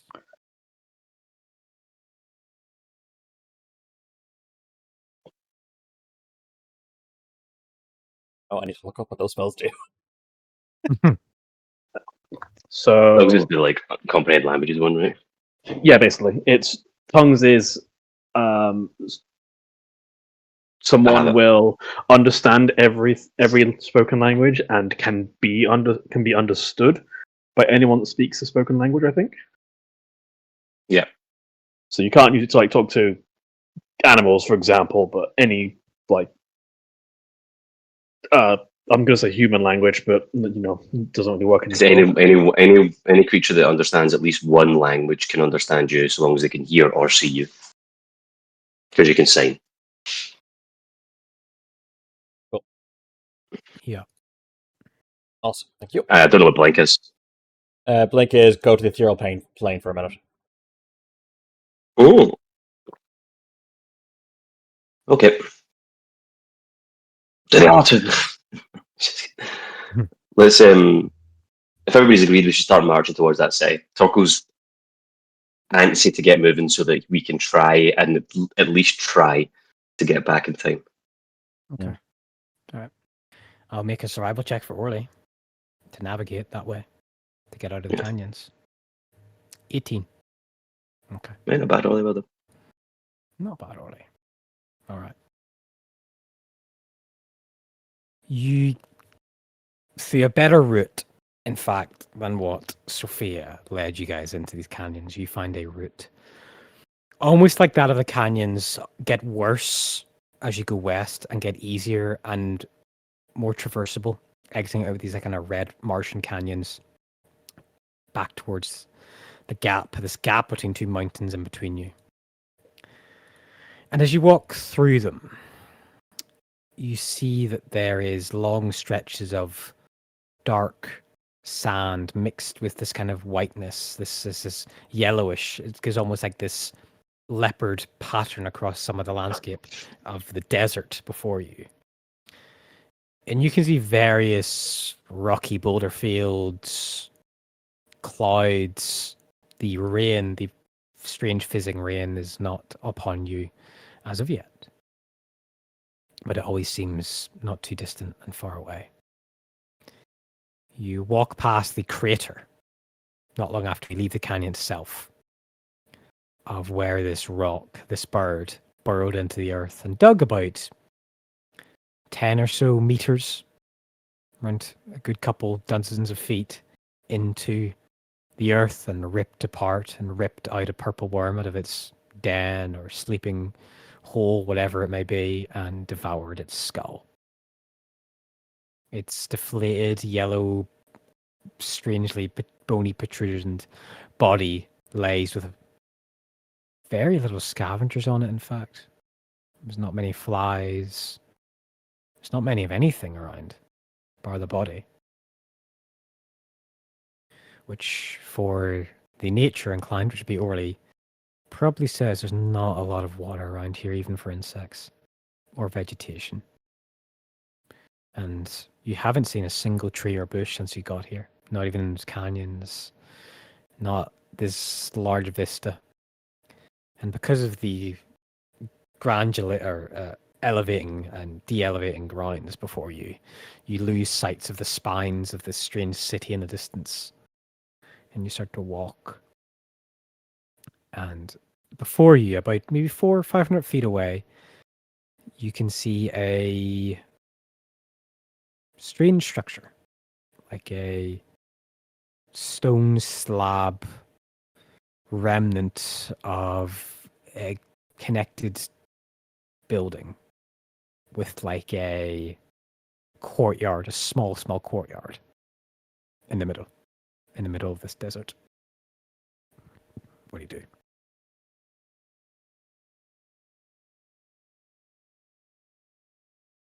So it's like a sort of ruin.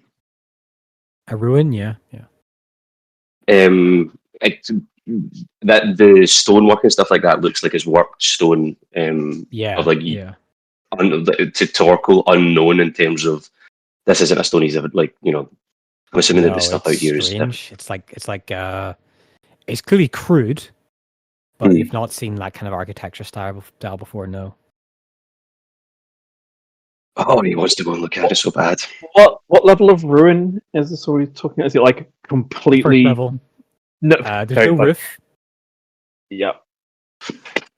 So it's like that kind of. There's definitely Okay. walls of sand up around various parts of the Right. walls. So there are still standing walls, etc., but Mhm. I'm assuming they're in some states of disrepair. But it Yeah. is like it's a very noticeable case of that. There's still something built there, as opposed to the Mhm. foundations, etc., are still there. Okay. Yeah, Torkel wants to go check it out. He says, I cannot pass up the opportunity to look at these stones and perhaps take a sample back with me. Well, It shouldn't be long if we just go over. We can take a couple minutes. I'll approach Phil and keep an eye out for any like movement or anything lurking anywhere, I guess. Make a perception check. Sir.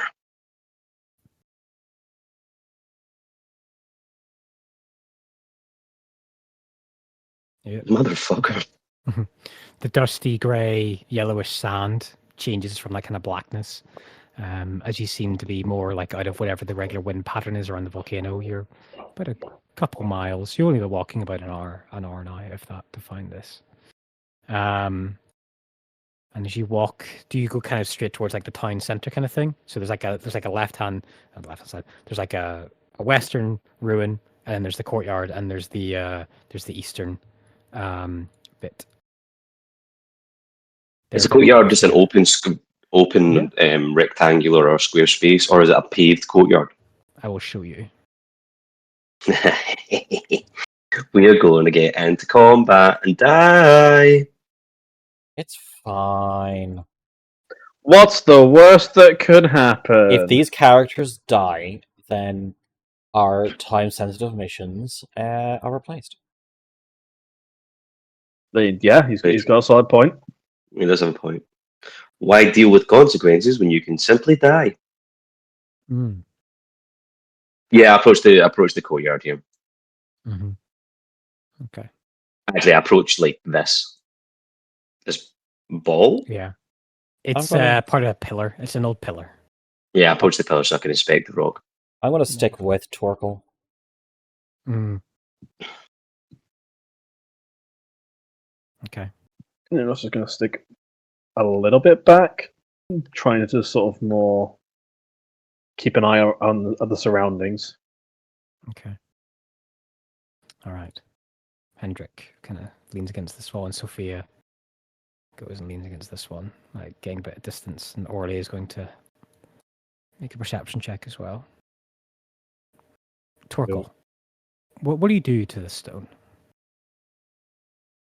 He probably just traces his hand over it. If there's any loose stone or anything like that, he'll sort of like break it off so he can get a closer inspection of it. He might taste it to see if it's sulfurous or salted or anything like that. It's very brittle. Hmm. You get the sense that a lot of these stone walls are hanging on because they've probably like diminished in thickness a lot since they were first constructed. Make a history check for me, please. Sure. Surely this can't be below a 10. Mm. Oh, that was guys, they just basically said fuck you. Mm. guys, we just need to stop. We need to like this. This is just fucking absurd. Mm. 4 plus 4, 5 plus 5. You rub your hands against the stone, and it's got strange, crackling, broken patterns to it, and it's hard to work out if this is intentional or if this is just damage. This is just damage that's happened to it. Hmm.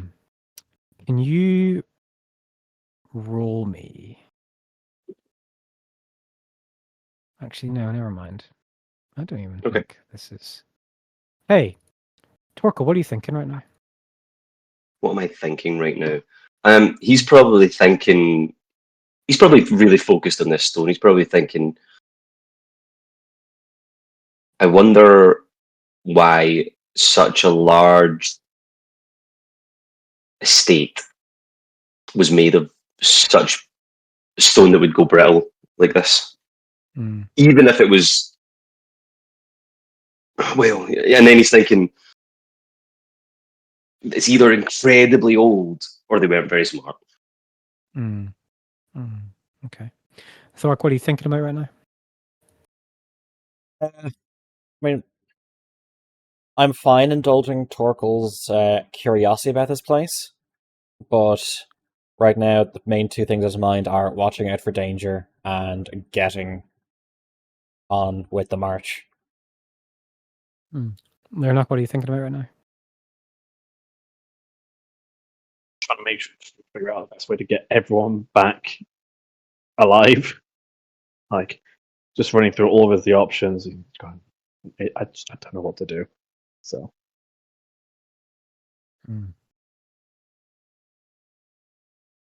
Okay. I would like the three of you to roll me something. Give me 1 second. An uncomfortable sensation. It's like a slow ice pick behind your nasal, upward into your brain.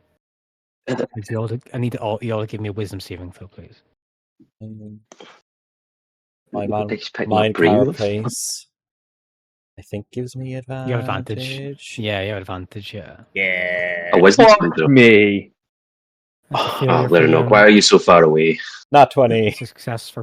You know what? Fuck it. I'm gonna use my inspiration to reroll it. Okay. So I think this is gonna be bad. Okay, that's better.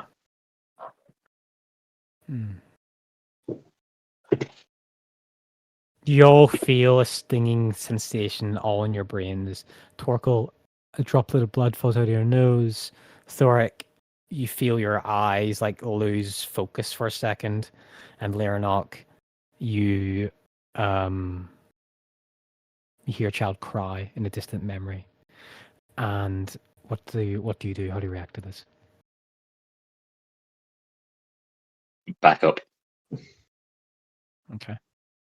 Yeah, Torko starts moving away. I think this was a mistake. We should leave. Agreed.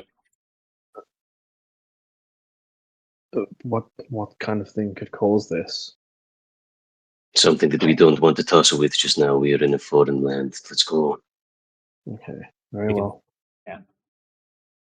All of you hear a voice in your head. Fact. It's got this monotonous, dull, drilling trill to it. It does not sound human. It sounds like a battery trying to speak. One that's leaking acid. Foreigners. What's your business in this sanctified desert?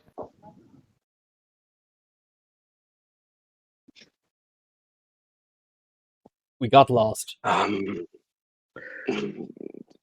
We were curious about these ruins, but now we believe we need to find safe passage. Please excuse our transgression. What powers do you serve?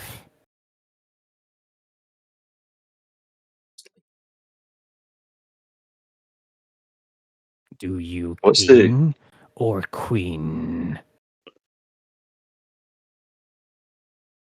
leadership structure of the Concord is like a ruling Clergy. Yeah, clergy, right? Yeah. I can't remember what it's actually called. It's a council of Yeah. hierophants. Torko says, we serve no mortal earthly human being, but we are messengers of the gods. We do not come here under any other pretenses other than curiosity.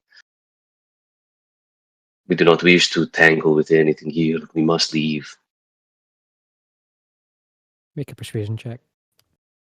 I'm wise, but I'm not very persuasive. Actually, never mind, I've got +4.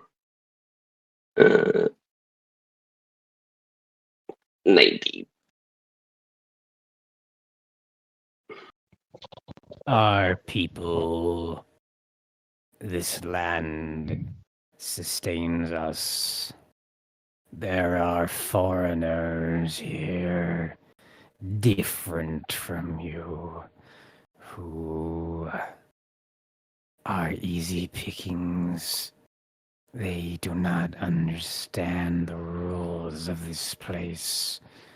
The queen turns them away from the city, and so they search for value and wealth in our hunting grounds. So, this group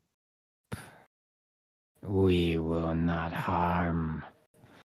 Others of us may seek your flesh for the colony. We will not pursue. Leave.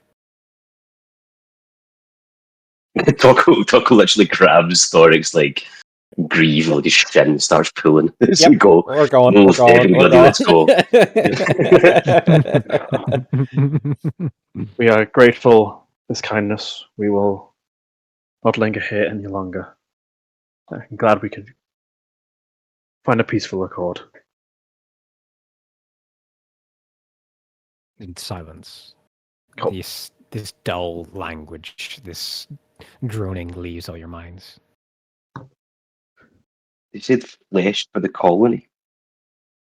Yeah. I also said that the queen turns them away from the city.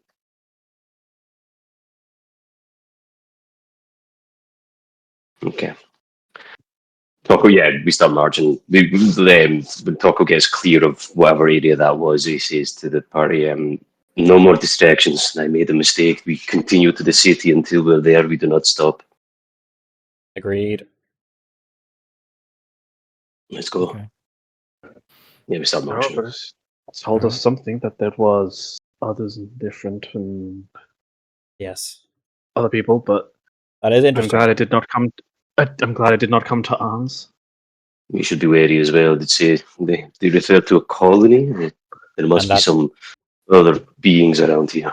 And also it said that others may still want our flesh, so while we're free from them, any others that come up against us, Yes. whatever we discussed with, had the capacity and inclination to discuss. Anything that comes up and does not wish to discuss is probably not going to back away through discussion. Yes, they did mention that they would not pursue, that they would not follow, but that does not mean others will not. It is good at least to know that they are capable of peace and discussion and compromise, but yes, we should very much be cautious about any others that approach. Okay. As you walk the desert and walk, the undulating ground starts to get further and further, and you hit a plain of just sand for a while. And you stare into this basin where this rocky, craggy, serpentine city with towering spines of dark maroon into white tips at the top of it is in the distance. You're still hours away from it at your current pace. As you walk through the sand, you walk through a strange rib cage like structure. Passing through. I'm only showing you this. There's nothing more than that, but unless you want to examine it. But you walk through a massive, towering remains of something buried under the sand. Uncle, I think we've had our fill of disturbing things. Don't you think? We go straight. We go straight to the city. No, there's no side tracks. Okay. I cast resurrect. No. Resurrection on it. You keep walking. And as you draw closer and closer to the sand dunes, getting closer to the city, it's just eerie how little structures are outside of the city. You're used to windmills and farms and agriculture, and hell, even just outposts. Hunters and miners have outside of cities, even miles outside of cities, even days. There's nothing here except rock and sand and stone and the distant call of belching flames and roaring volcanoes miles in every direction. You are now in the basin of the Five Peaks. And in front of you, a great distance away, you do see another ruin, similar, but not as fallen apart as the previous one. All of you make a perception check, please. I'll roll Good. for Incoming 4. Nope, that's initiative. I mean initiative. Perception. Well, someone's getting keen. Oh my fuck! What the fuck is going on with our perception checks today? We literally not rolled above like a 5. Yes. Like the only time I have rolled above a 10 was for me re-rolling that wisdom save. Everything else has been sub 10. I've already got 24. I mean, let's try. What is it with Orly and natural 20s? He's fucking stolen all of our luck. He's absorbed everything from us. He's stolen our power. This is part of the course. When Cameron rolls, he rolls nat 20s. Pretty much. All right, you come over a dune, heading towards your target. You're still walking in the same direction, but you're a good distance away. You're like a good 120, 130 feet away from this structure. This remains. And Orly kind of crests over a dune. And he looks back towards the party. There's bodies over there. What? They don't look like... They look human. Well, humanoid. Skeletal or rotting? Takes a good peek. No, they look fresh. Like they're wearing armor and they have weapons down at their sides. I think I see a bow or maybe a sword, which means they're not our people. We don't carry swords like that, not easily anyway.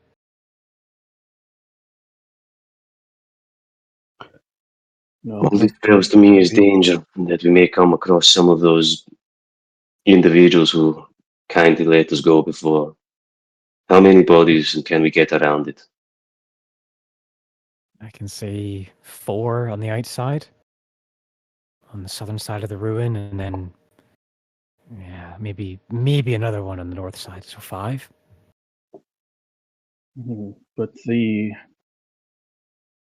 voice said that they would feed the colony. Sorry, I can't remember. How was it they worded it? Like feed the colony and Yeah, hunger flesh for the flesh or colony. something? Yeah, flesh for the colony. Something along those lines. Flesh for the colony, yeah. Okay, flesh for the colony. Okay, sorry. If they would be to just left there, then it doesn't seem like it's them. You don't know, they could No. consume the flesh after it is rotten. Possibly. It would still be best if we can avoid it if possible. I agree. But in this land, we simply just do not know enough about anything. We need to continue on, but how long a detour would be to go around and avoid them? Already looks.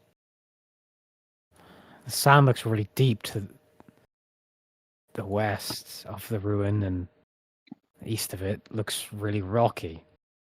This would be the straightest shot to the city.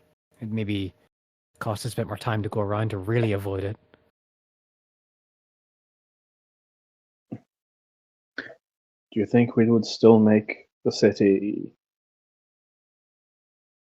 Or dark? before No. dark if we go around? No, I don't think so. And I There don't is- want to think about what's out here in the dark in the desert. There We're on will- flat sand now. yeah. There's not even rock to stand on or get under. I think, well, no matter what, there will be a risk in everything we do. We can go forward and risk whatever it is that killed them. Perhaps if it is the same group, we might be able to barter passage again. Just again, apologize for being on their lands. But if it isn't, and it is a more hostile group, then we can manage that then. Or we can go around, avoid this risk, but run the risk of whatever is out here during the night.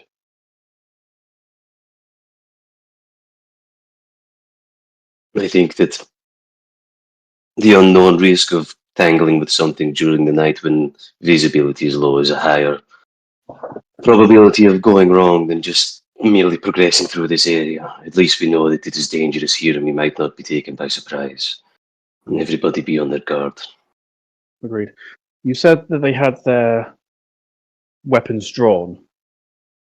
Yes? The ones on the outside, anyway, yeah. Then it seems that either they always had their weapons drawn or they were not taken by surprise. So there is at least some merit in that, but we should still be very cautious. I could scout first and sneak my way across the desert if you want. I'd be about 100 feet, 150 feet away from you guys. I do not like you being far away. In this terrain, that is... who knows how long it takes for us to get there. At the end of the day, I think we'll have to venture across it ourselves anyway. I think Yeah, it might you be guys best are like if now we stay as a walking group. in thick dunes. Like this all the sand around you counts as difficult terrain. Yeah, that's what I mean. So it's like, even if we're, like, if he's 150 feet away, if we're dashing, that's 5 turns away. Yeah. So I think it would be, I think it might be safer if we stuck together as a group in this instance. Do not have to stay directly with us, but at least close enough that we can get there sooner. You know, it's all right. Well, he wants to go first. I will. Okay. Right.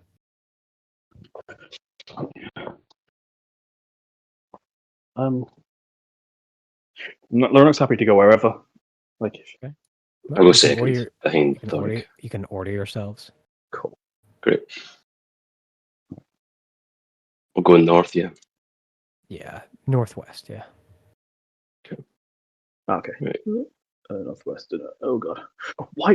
Why did it put me at 1, 2, 3 zoom? Like, Yeah. such an arbitrary number, and it's not a nice round one. Give me 100. Thank you. Okay. Sorry. It's all right. Oh, I haven't been listening to my Badlands ambience since our session. I've been missing out. Badlands ambience. All right. Pronounced Thick. ambiance. It is Ambiance. thick, hot, dune sand, and this ruin is before you. To the west is even more unforgivable terrain, and to the east is a thick waylay of even more treacherous rock.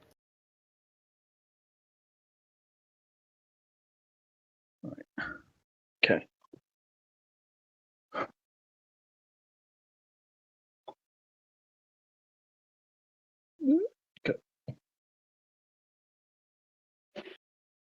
More important thing is that Oh. I want to get surrounded. I think. Yeah. I think if I don't know, but we probably want to avoid the actual buildings and ruins itself if we can just skirt around it. But Hmm. we don't necessarily have that luxury. Sophia, do we want to check their bodies? No. I think we could check for anything in terms of seeing as we walk past, but I do not want to spend any more time here than we absolutely need to. Just see obvious things, any symbols, emblems, things like that, but we do not. I don't think we want to search them. All right. You see the body. You see that it is laying down face first in the sand.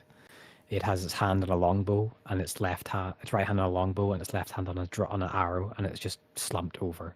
It is wearing like desert leathers, like their ankles and up to their thighs are exposed, like almost like leather shorts. They have thin leather greaves. They're wearing a dark purple cape, and they have a pin. Not a pin, that'd be on the front. Actually, you wouldn't see that. On the back of their cape, in pure white, is a symbol which has been covered over by sand blown over the top of it.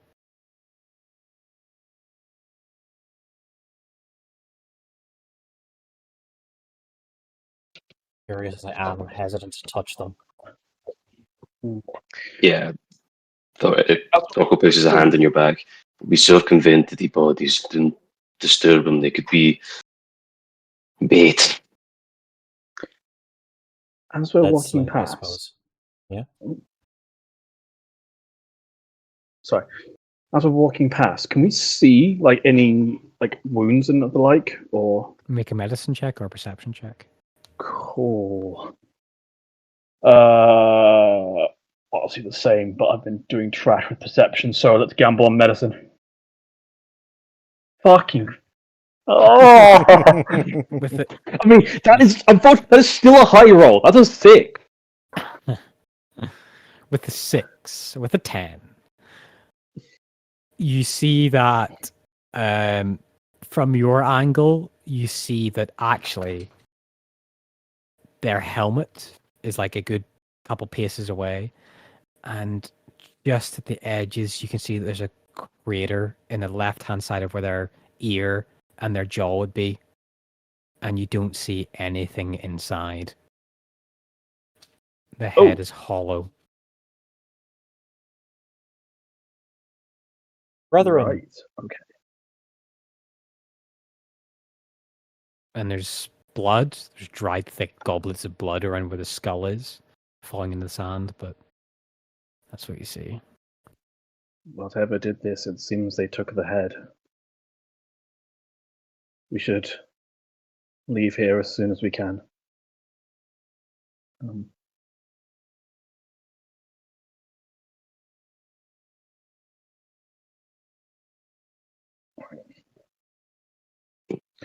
Let us continue. They're also going to be gambling on, like, oh, I see. I'm very much keeping an eye around, see what, like, any kind of movement, anything like that. Make a perception check.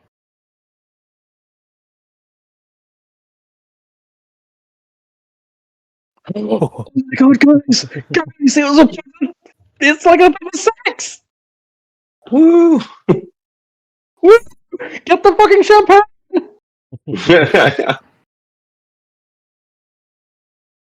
Okay. You do see something. you see next to the ruin one of the bodies leaning up. This one here, leaning up against the ruin itself. There is a strange mass next to the side of it. And you realize there's supplies. There's a whole, like, pack of supplies beside him.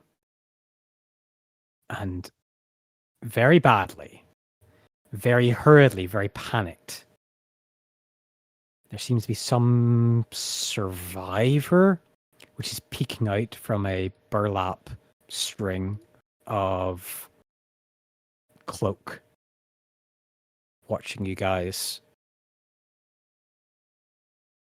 And he doesn't notice that you've seen him, or they haven't noticed that you've seen him. Seem to be, like, hiding. I'll just show you what their token is, just so you see what I'm talking about. You see them there. Oh, like it looks like a person, or It looks like a humanoid shape, like with a bunch of bags piled on top of them, and they're just like, with their left hand, they've just like picked up the burlap sack just for a second, look at you guys, and then they are staring at you, surprised, have not thought to lower the satchel before you had a chance to spot them. okay. It looks like there is someone over there. It looks like they've been hiding, perhaps. It is a risk, but it would not sit well to, if there is a survivor of whatever happened here, they might know more, but also it would not like leaving them here. I think that we should get them to come to us rather than us going over to them. Very well. And let's just probably gonna sit there. And again, he's trying to do this in a way where he's like keeping his peripheral vision around to see if anything else happens, but he's gonna speak up louder than I am going to, because it's obviously us. We see that you are there. You survive whatever happened here? They kind of like raise the satchel of their head. You see a tanned, olive-skinned human man with like a military haircut and kind of like shell-shocked eyes, and he speaks to you like shouting over the desert. Fermascap, Vieta Manarino! Vieta Manarino! Fuck. Yeah, I don't know. Use tongues. Okay, I use the scroll of tongues. No, I give the scroll of tongues to Learnox since he's the one that was already started to reach out. Yeah, you should. Okay, so here's the thing. I technically can't cast that scroll. Oh. Someone else needs to cast it on me. Oh, yeah, I'll cast it on you. I can cast it on you. Oh yeah, you can cast it on you. I don't You need know. a cleric or a it's like sorcerer to do it. Cleric, bard, wizard, sorcerer, I think. Torkel, here you go. Off the I top will of my cast head. it on you. Okay, there we go. So does that spell take effect?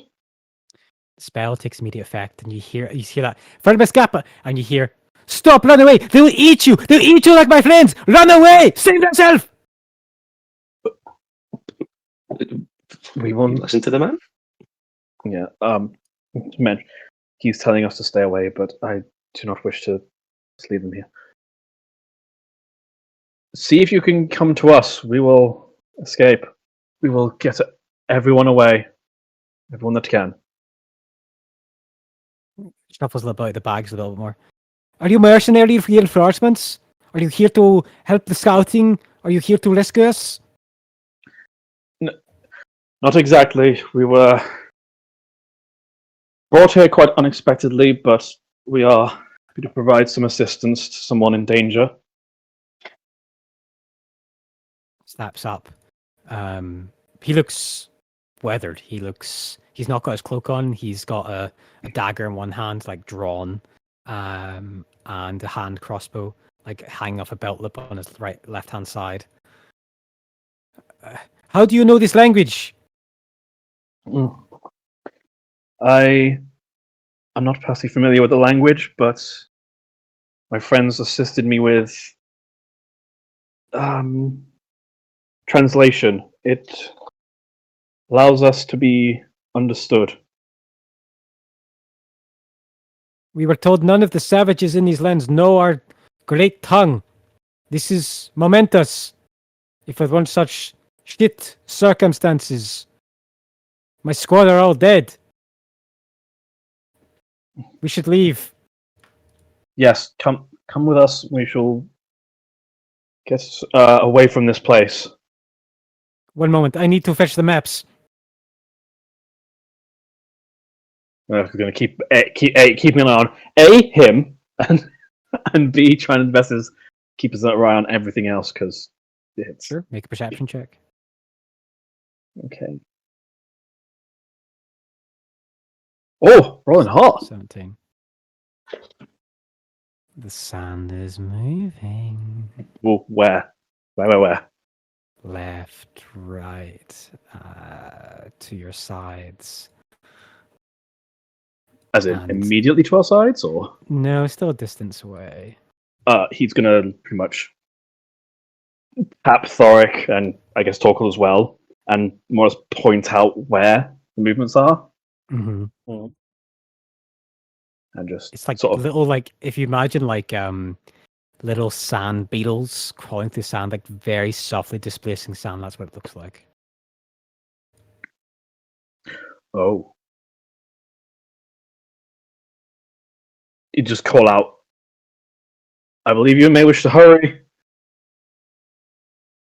Guy shouts back, "Yes, okay. And you see him like grab a body and like drag it out by its feet, and he's like rifling through a satchel and like just cuts the satchel off with a knife, and then just like starts to run outside the door. As he runs, I'm gonna roll something. Nice work using him as bait, Lyranok.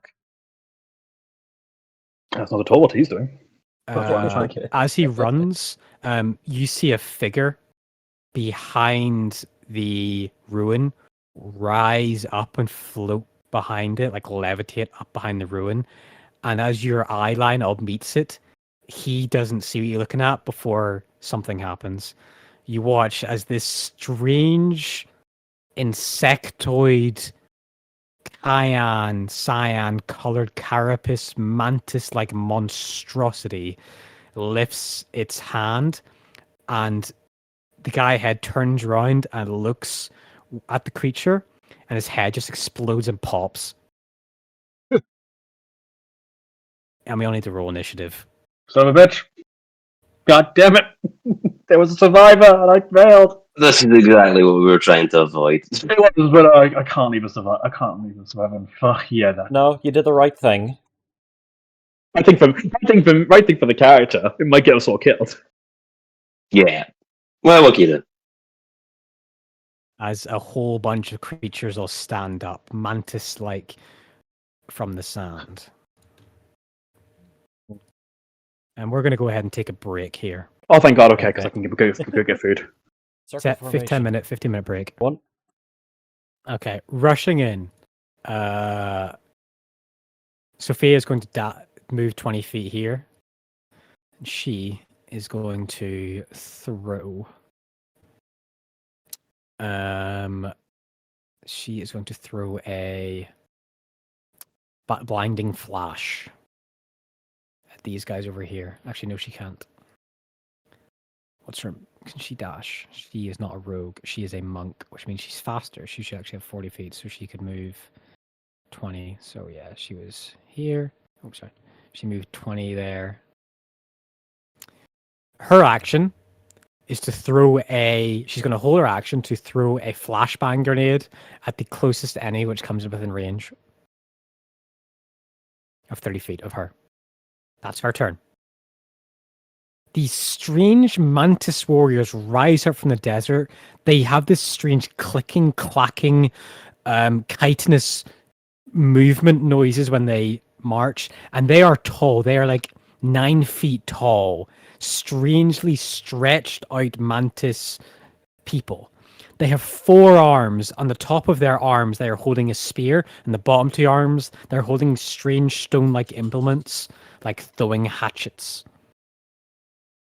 And these 3, one of them's going to skate over the sand here. One's going to skate over the sand here, move 40 feet. This last one's going to move here. Now, one of them is going to throw 2 hatchets at you, Thoric, and another one's going to throw 2 hatchets, or 1 hatchet at Leonok and 1 hatchet at Torkel. So let's start with the hatchets on Thoric. Right. Hatchet on Thoric. I'll public this. 11 miss. Hatchet on Miss. Thoric. 10. Miss. Hatchet on Leonok. Hatchet on Torkel. I think that misses. I think his AC's 18. Yeah, it's a miss. Okay. Macy's The last, 19. the last one is going to. The last one is going to throw a hatchet at Sophia. She's prepping something with disadvantage, so this is all disadvantage on her attack rolls. All right, this throw. 10 and a 10, so that misses. Okay. All right. So that was its attacks. No. Okay. That's those 3 gone. Now Sophia's flashbang actually has a radius of 10 feet, which means she could do it here and it could affect one, so I'm going to let her do that. So they need to make a con saving throw in a 10-foot radius. So that's 10 feet. So that will get these 2. So the 2 of these need to make con saving throws. I'll make them now. Failure. Failure. The 2 of them are going to suffer as she throws a flashbang and like a firecracker going off like pop, pop, pop, pop, pop. And something these creatures have never experienced before, really. They are going to take a 3d6 radiant damage. Because it is a holy... Holy firecrackers. Holy firecrackers. They take 9 points of radiant damage, and they are both blinded. That sounds like an exclamation you'd hear in a comic book. Holy Mm. firecrackers! Okay, yeah. With the pop and the bang of everything, it's a bit of chaos going on right now. Their yellow eyes kind of dull. And yeah, they do not like that. Let me just check something, actually. No, they don't have that. Okay, Orly's turn. What do you guys think Orly would do? Stay back, do range. Yeah, I think so. Going to move here and support Yeah. Sophia. He's going to dash for an extra 30 feet of movement. And he's going to fire a crossbow shot at this guy for 30 feet with his crossbow with Sly Grasp. We're 16, which hits just about. And roll damage. Shouldn't have had sneak on that because it should have actually been a 7 plus I mean, he 6. could get sneak on it, but wouldn't he? He can't hide. There's nowhere for him to hide. But yeah, Are they blinded? Blinded. Oh yeah. You're right. So you're Okay. very good. So a crossbow bolt sinks into its head, and the thing just falls over dead. Orly has killed one. Thoric, it's now your turn. Okay. Part of me thinks that we should just kind of like form a circle and hit them as they come to us. What I'm going to do is I'm going to move here, so within 5 feet of both Leronok and Torkel to protect them from any attacks. Mm-hmm. And I will take the dodge action, please. Okay, very good. Torkel, your turn.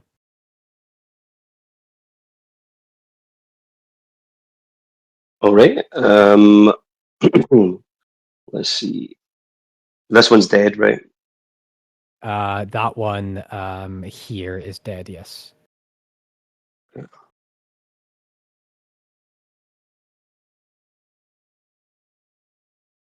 It's all difficult terrain, so it's double movement on all the sand. Okay. I am going to cast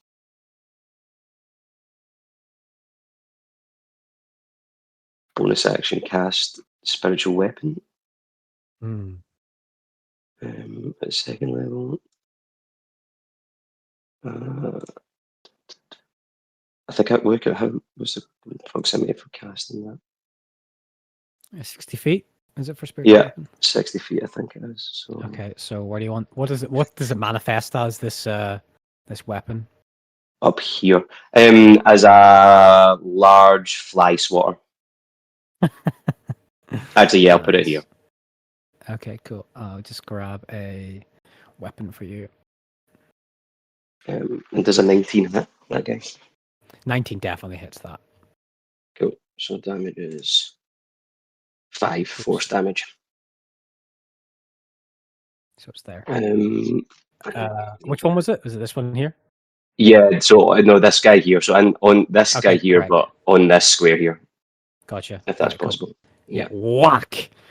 The weird thing is when these creatures get hurt or you've seen one die, they make no noise. Their antenna move and their antenna stops moving. The only thing you hear when they walk is the clicking of their chitin. Nothing else. They don't speak. And then I'll follow that up with a sacred flame on the same guy. So it's Yeah, a go for dex it. save, Dex I think. save. Yeah, DC 15 dexterity save, or take 1d8. He saved. He I just think. passes. Yep. Yeah. Cool. Okay. And I'll stay in the circle. That's my turn. Okay. You hear the three of you, a voice in your head, this strange battery draining noise, but it seems angry, perturbed. Invaders in our land. And you see from the right hand side of you a creature levitate off the ground and fly over the desert. This purple scion version of them, which seems like slightly more. It's just more. It's just intimidating. This mantis beast, as its antenna just moves, and the three of you. Let's see if these strange pulses of like heat warped energy fly towards the three of you.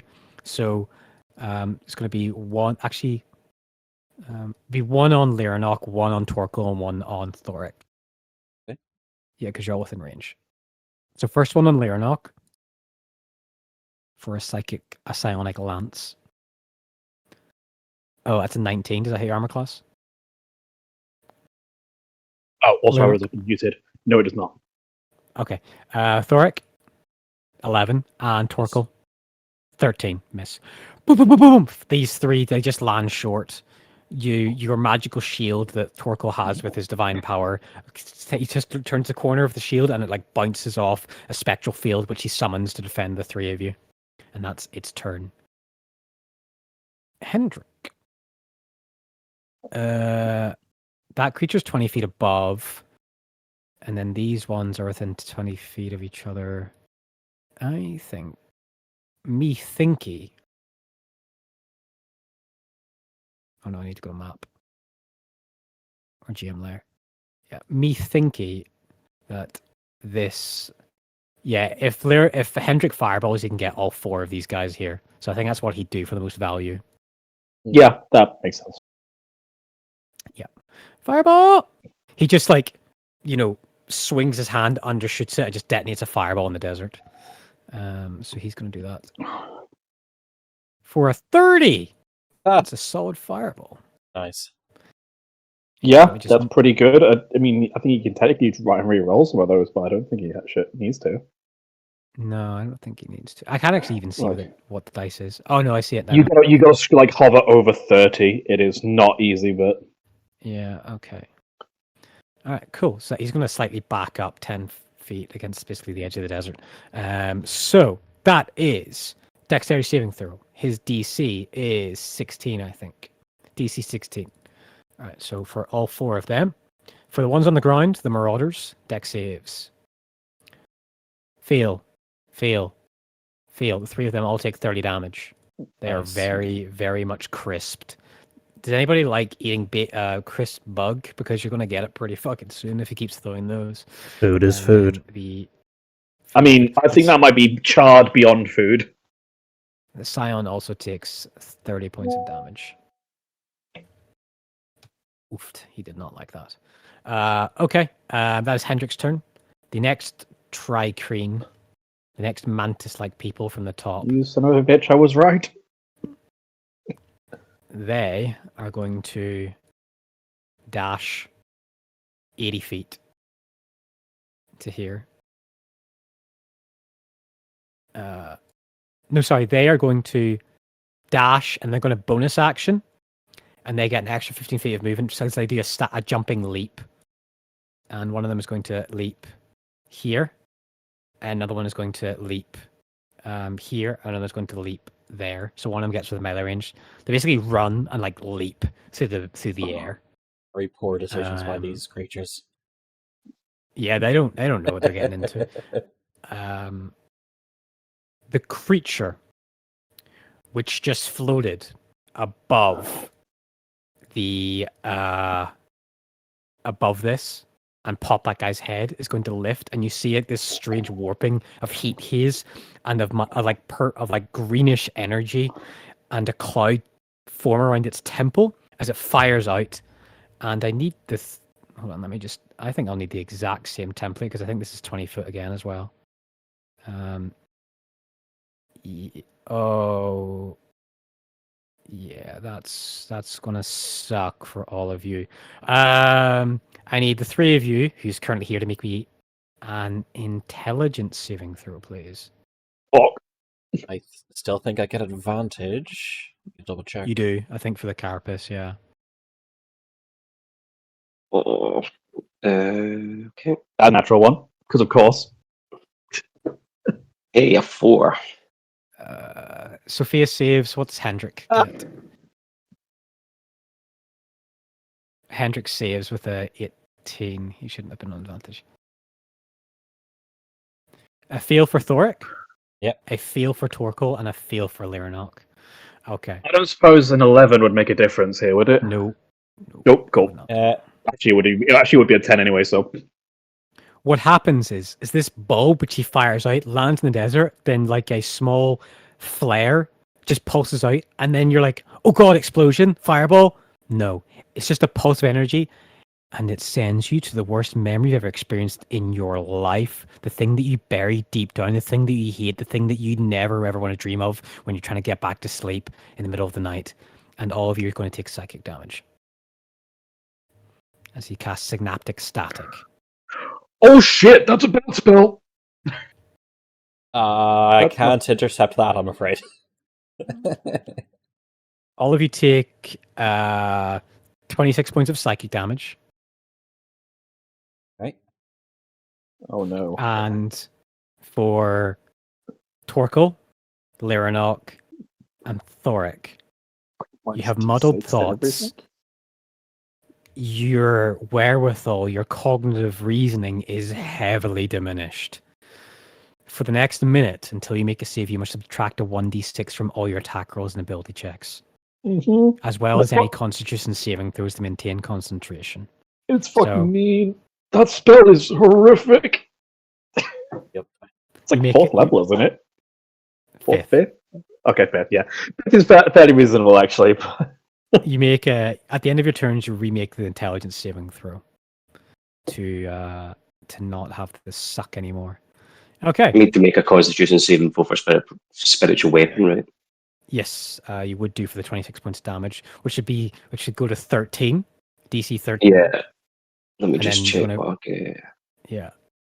You've got Warcaster, don't you? Warcaster, yeah. You get Do you have advantage. Yeah. So DC 13. DC 13 with advantage. Okay. Wisdom. 26. Nice. Okay, so even with the D6, you would still succeed. Yeah. Great. That's wisdom. Oh, so shit. So what's your He con did modifier? roll a 19 though, so What's your con bonus? +4? Okay, so yeah, even with an 18, you still succeed even if I rolled a 6. Even if you rolled a 6. So yeah, you still got it. You still got it. Okay. Cool. What does that look like when this strange, horrific memory invades your mind and then it tries to basically condemn all your thoughts and rationale and abilities to concentrate? What does that look like for you? Yeah, probably just a lot of different facial expressions because it's inside my head, right? So it's like Yeah. confusion and like trying to shake his head to get rid of the thingy, and looking over at the massive fly swatter, just trying to focus on maintaining I will squash these damn bugs. it. You see Thoric, he's just like, he's now unsure of how to hold himself because he's doubting all of his like fighting stances.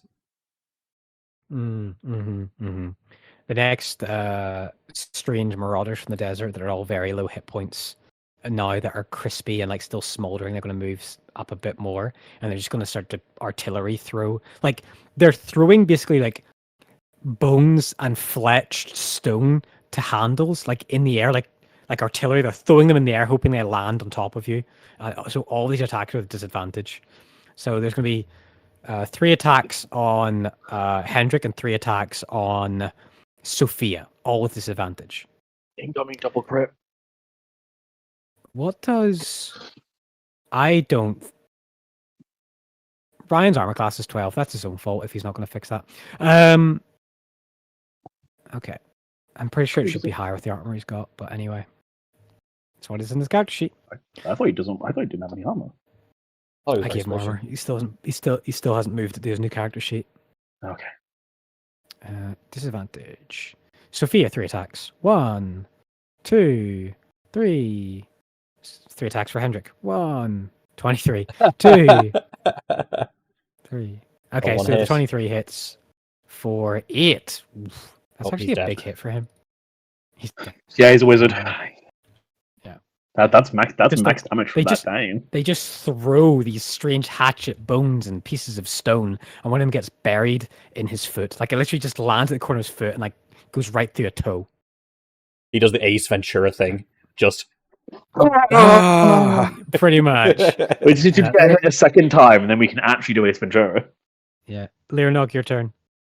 No, he's sort of going to like speak up, to sort of make a this doesn't need to escalate any further. So, and then he gets hit with a spell, and he sort of catches sight of his hand, and in his head, he's just seeing it covered in blood. And then he sort of almost he goes to speak, and then he kind of recoils, and he very much like sort of almost goes very internal to him, and he's like he doesn't speak. But he is then going to cast Bless on 3. I'll cast it at 2nd level, and I'll get Sophia as well. Okay. Yeah, I'll cast it on us 4 up here. Yeah, I got it. Got you on a marker. And then, as a bonus action, I'm going to regret my life choices. Because I don't really have a bonus action to use. Curse you, paladins. Yeah, so he's actually just going to do that, and then he's going to, seeing as folks over there, and there's another bunch coming over here, he's going to go on the stand here to make sure that they don't get to Torkel from the right side as well. And he's just going to have to live with the spells. Okay. And that's going to be the entire turn. Make intelligence, so saving throw at the end of your turn. Yes, that's a 9? No, I'm sorry. That's another natural 1. Hmm. Fuck me. All right. Alright, Sophia is going to move up here. Let's see if she can recover another flashbang. They go flash and they go bang. No, she does not. She is going to throw 3 daggers at this one. She's going to throw a dagger each. 1, 2, 3, and just like throw a spread in one handful and just throw a spread of them. So 1, miss. 2, miss. Bless. 3. Oh, bless is true. She crits on the last one. Last one. Oh, she's fucked. It's fucking dead. for that one. Oh yeah, that's a fucking ton of damage. Jesus. Yeah, Sophia comes prepped. So for the 13, I'll roll a d4. Okay, that hits now. So for the first one, then Yeah. that would be the damage on that one. So roll the damage on that. All right, just with Okay, all it's the 18 points of flashbangs. damage. 18? With all the Right, flashbangs, I'll to just make a meme. It's in the server now. Okay. Oh, wait, no. Yeah, you fucking would. Okay, so she throws a spread of throwing knives, all soaked with her custom-made, homemade, improved poison, and one of them sinks into the throat of the mantis, and he pulls it out and just looks at it, and then you just see, like, basically your ragdoll physics just falls down dead. Whatever poison she has in that moment basically just stopped its entire life support system of this strange insectoid creature. That's her turn. The trichenes that are over here, I believe that now the flashbang is until the start of the next bandit's turn, so they are no longer flashbanged anymore. So they are okay.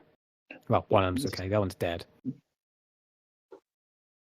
It is going to move up to Sophia, and it's going to make 2 attacks against her. With its kacha. It's large. No, it's gaitha. It's large spear. So 2 attacks. Regular. On Sophia. 6. 7. She just sidesweeps it and dodges it. She's used to fighting people with spears. It's one of the weapons she's been trained to fight against. Now, the last one over here is going to make 2 attacks with its spear against Thork. Okay. 11. 17. Miss. Now, Orly's turn. Orly is going to move up, and I think he's going to move 10. He's going to take a shot at the one next to Sophia. Unless you guys think you would shoot at a different one. No, he goes. I think that's a good target. Yeah, okay. 24 hits. Kills it. Guys, why aren't we all rogues? Rogues and It monks goes to- are clearly the way to Goes go. level. Sophia falls and trips in the sand. The mantis monster is reaching to raise the spear above its head to basically clamp down with 4 hands right on Sophia's stomach, and you just crossbow bolts it right to the side of the head and falls over dead. Thoric, your turn. Torque up next. Yeah, Thoric is definitely not sure what to do right now. You're back in that courtyard. There's plant monsters everywhere. People are dying, Thoric. What do you do? Oh, swing! So he is going to take first attack for not 1, of course. Oh, that is even with the -D6. Yeah, that sucks. Yeah, and followed up with the bash from the shield. Mm-hmm. And now that misses. Buddy, this is so in fiction. Like you're struggling Yeah. so hard. Yeah, both misses. Any bonus actions? Bonus actions, no. Right. Okay. Yeah. All right. Torkel. Oh, sorry. Right. I thought Doctor said dark. Okay. Torkel's turn. Okay. Right. Kind of annoyed that my spiritual weapon's all the way up there now. Bonus action with the spiritual weapon to hit the guy next to him. Mm-hmm. Where is it?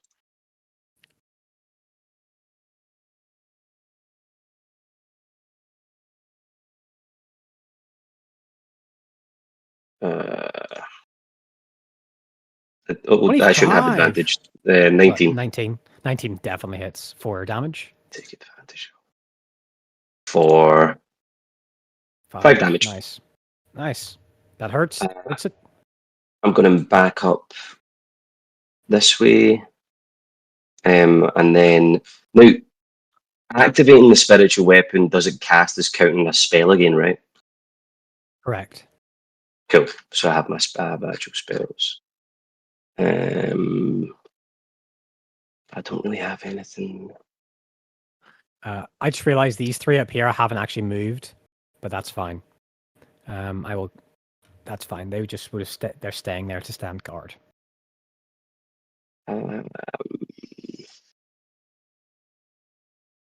This one here that is next to Thoric, I'm going to shoot a guiding bolt at. Okay, very good. Um, 15 15 hits. Roll damage. for 16 radiant damage.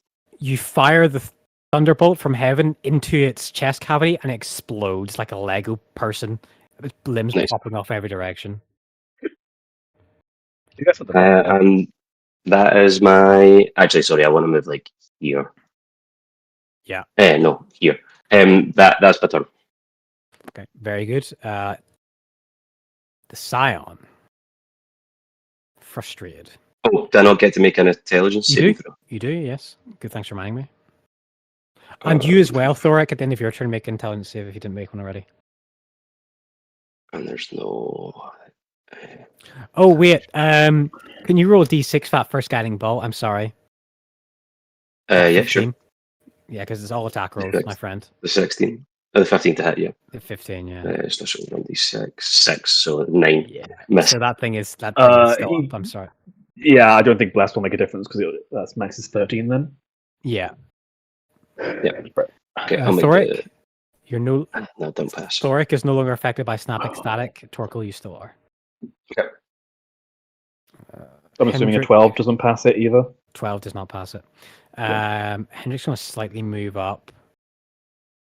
And I don't know how sorcerers work. Cast spells. Cast spells. Like literally, it's just like just kind of go big and go bang. I think. Like I think because he's got that weird sorcerer plus mode now, right? Yeah, he's got a bonus or whatever, but his character sheet isn't filled in. Like, Oh my god, really? it is, but like, he did it himself, so I don't Yeah. really know. You see, sorcerers don't work; they're born rich. Pretty much. He is going to cast Guiding Bolt at the floating guy far away. Because the guy that casts Synaptic Static, who's hovering over the building. He's going to do that. Guiding Bolt at second level.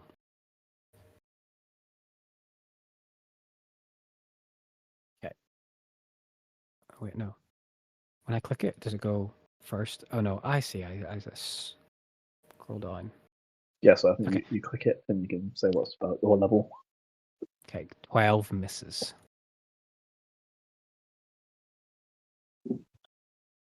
Also think that he failed that saving throw, didn't he? Gotcha.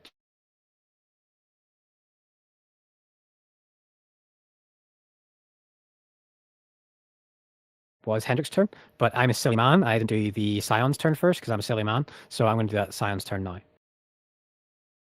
He's going to Psychic Lance.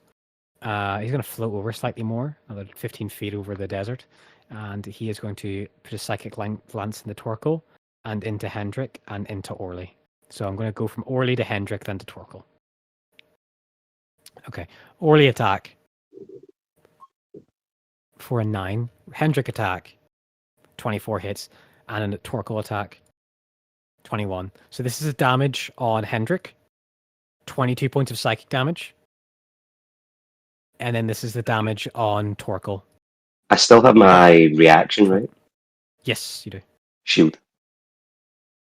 For your AC, what does that put it up to? Puts it up by 5, isn't it? Yeah. This It's is like why I stuff. wanted you beside me, Torkel, so I could just intercept.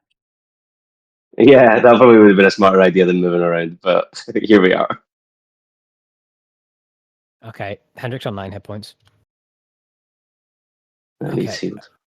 Alright, okay. So that's the lance attacks for that Scion.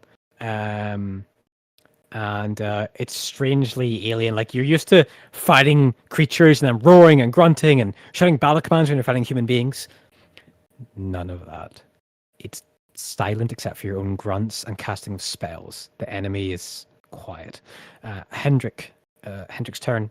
He's already done it. Now the Marauders. The Marauder next to Thork is going to move down to here. And then the... Hold on, let me just zoom out. I've got so many things. Okay, so that's that group. That's that group. I'm just going to roll these 3 into the 12. Actually, they should have rolled initiative. Actually, no, I'm going to add turn for them. I'm just going to give them an initiative of 10. And they're just going to stay there. Okay. So I now know. Okay, right. Spear attack against Thoric. Now, that is a no disadvantage to spear attack. 6 miss. Ching! You bring up a shield and defend yourself. It scrapes off. Despite their size, they're not very strong. Like they're strangely more. They look more like fluid in motion and quick rather than strong. And that's not what's needed to beat you at this moment in time, Thoric. They're not fast enough to get around your defenses. And then yeah, so that's that group. Oh, no, that's that group all dead. That's the 12.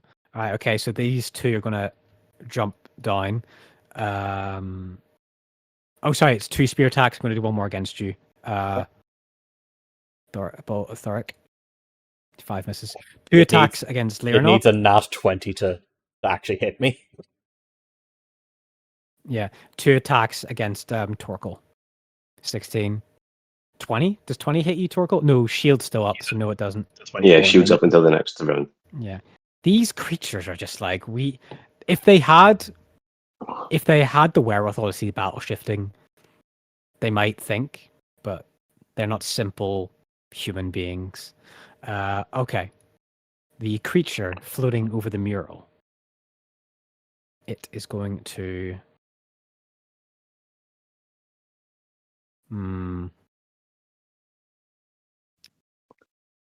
it is going to hover slightly over its little contingent. It's 20 feet off the ground. It's going to point its antenna at Orly and fire 3 beams at Orly. Oh no. Okay. 10. Oh. He can take it. Oh, that's going to be a lot of damage. He'll be fine. Oh, I rolled so low. Guys. Oh my god, you did! Fucking Christ. What? God bless Orly. He rolled 8d6, the highest he rolled was a 3. Oh, yeah.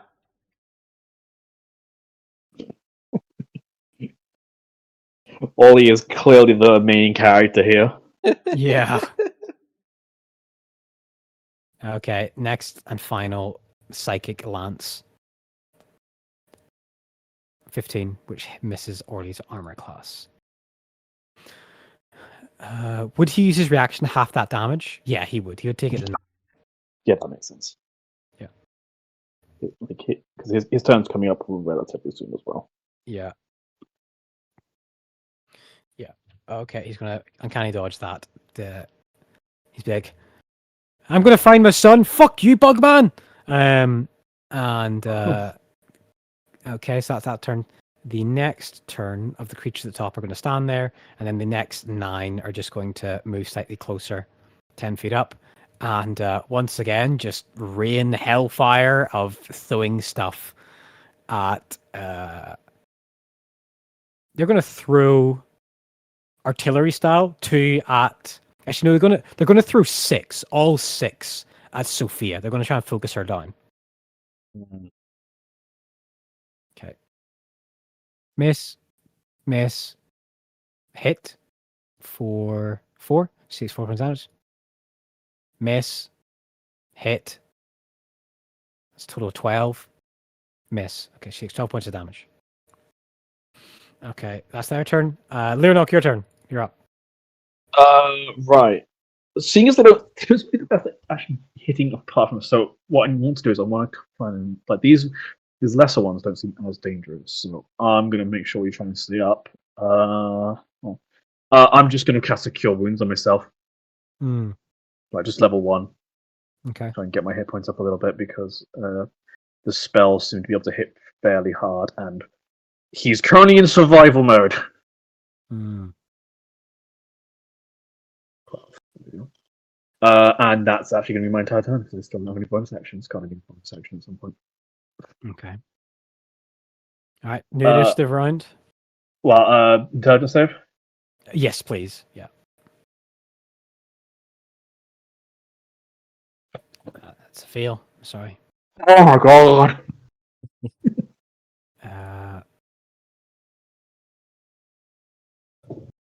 Sophia is going to run up. Actually, no, she can't go that way, so she's going to move to hit this one here. And then she is going to make 2 attacks with her poison dagger against the one in between Lyranok and her. Melee. 14 misses. 9 Bless. misses. Oh, bless. That would hit on the 14. So I'll roll damage for 18 points of damage. Okay. Which is like she stabs into its back, and it kind of does that weird thing with its forearms and like fights her off. It's like fighting a crab monster. Crab monster. Don't make me slice in crab battle. We can, you will. Yeah, she'll just use a third attack to try and finish it off. Then there's no point in moving off and getting attack opportunity. 19 hits for further 19. Yeah, she kills it.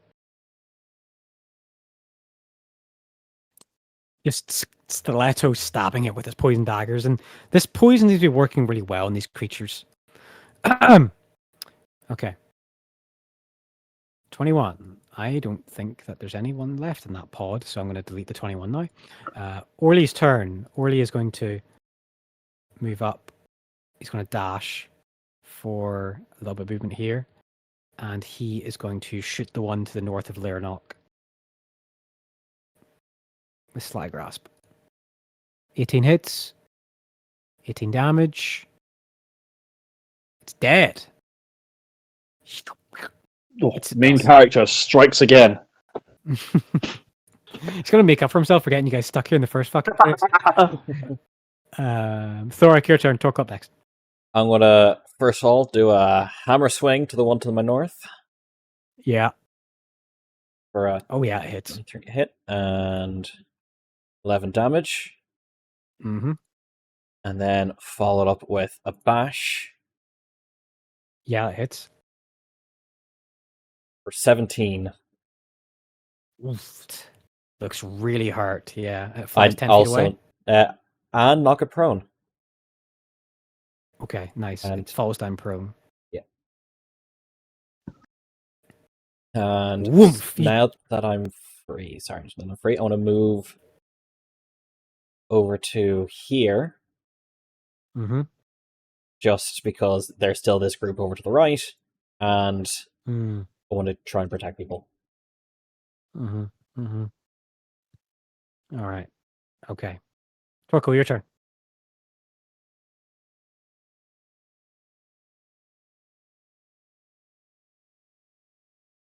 Sorry, I was muted. You're right. I think that I can move my spiritual weapon. Mm-hmm. Is it 10 feet, 15 feet? I think it's 20 for that, isn't it? It's floating, so it's not affected by any difficult terrain. So yeah, it's not affected by 20 feet. Yeah. You could float it up to the one floating if you wanted. Yeah, I want to put it up to this guy and try and hit him. Yeah. Yeah. Okay. Okay, so bonus action, spiritual weapon. 23 with a -6. Oh, that's not right. We can just click damage on it on the bottom. No, I'm rolling for the reduction in the attack roll. Oh, right, yeah. Okay, so 22. Okay. Yeah. Yeah, and then damage takes 24 damage. Nice. Full damage, my friend. Good That hit. is sick. And What then happens is the spiritual weapon floats up and it goes to smack it, and it creates like a psionic barrier. But the fly swatter, like with its holes, and the fly swat just goes through the psychic barrier and smacks it in the forehead. you can't do 2 bonus actions in a round. You need to do bonus action No. action, right? Yeah. Sugar. Okay. Then I will cast.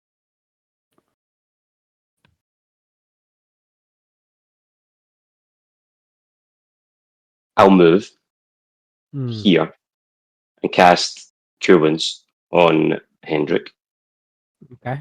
for 7. 7 healing, and then move back Okay. into my position here. And that is my turn. Points. Okay. This creature here is going to flow ever so closer. It's going to place its strange mantis claw Oh, like sorry, hand. I didn't Yeah, save them. saving throw? Yep. 16. 16. Yeah. You succeed. You're no longer affected by static. Yay. The creature over here raises hands to his temple and forms a similar green orb of sonic energy. And this one here to the right is going to cast synaptic static on everybody. I need everybody to make a intelligence saving throw. Hendrik. Success. Oh dear God. Well, Sophia. I'm glad I just saved from it. That's a success. Oh, yay. Nice. You're used to it this time around. I have got Come on, this mark. Orly. Yes, everyone succeeds! Everyone succeeded. They're used to this bullshit now. Yeah, sorry. Let me just read. Yeah, so you take half damage of this. So you'll take 14 points of psychic damage, and no one is affected by the muddled thoughts.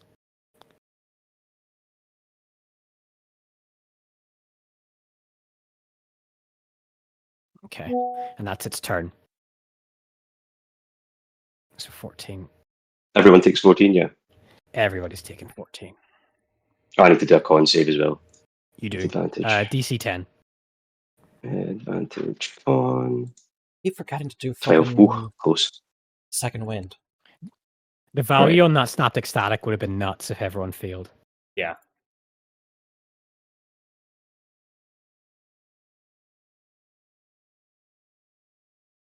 Okay.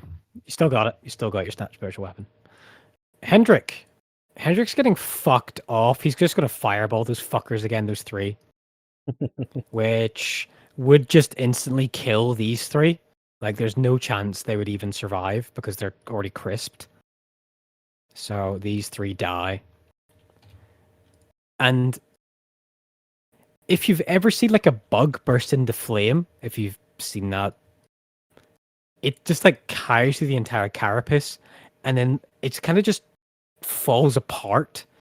And there's this strange crackling and crisping noise, like burnt wood, rather than burning flesh, which is kind of the strange gelatinous, horrible guppy noise. It's this cracking, bone-splitting noise. And the dex save for the Scion. Success, half damage on the fireball. So I'll roll the damage on the fireball now from Hendrik. 29. Oof. Nice. Because he's low on health. Okay, that is 14 points of damage. And then...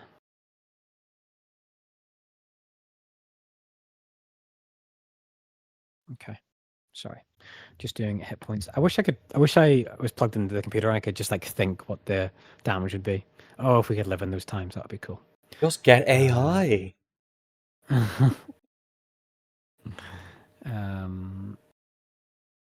Okay.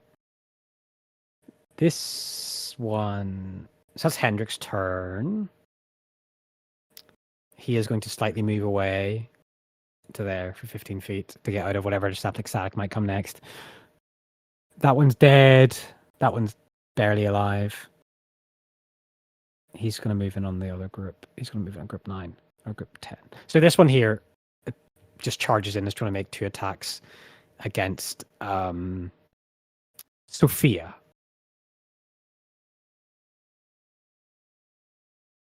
Shouldn't have been disadvantaged. 22 hits. For 4 points of damage again. She just hit 100 hit points. She's doing good. Alright. That's that one's turn. Delete him from initiative. They're all dead. The top one.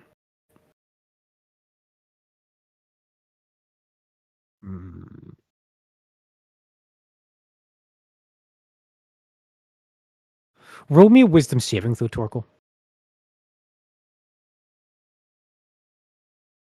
Wisdom save, no worries. Please, yeah. Let me just check my features to make sure I don't have any kind of.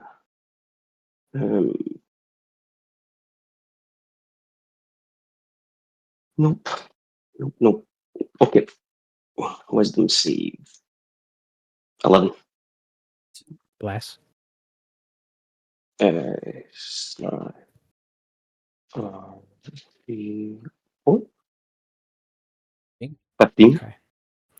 You feel that invasive ice pick in your mind, digging into your thoughts, trying to dig deep into your memories, your feelings, your desires, your hates, your wants, and you shrug it off.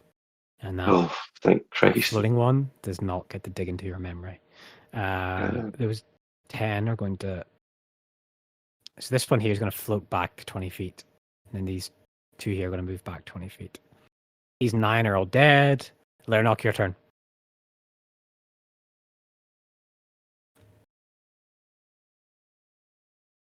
You're muted if you're not speaking.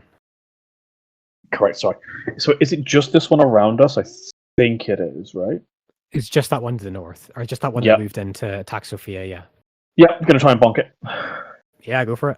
Just move in. The chance of me actually hitting are freaking slim, but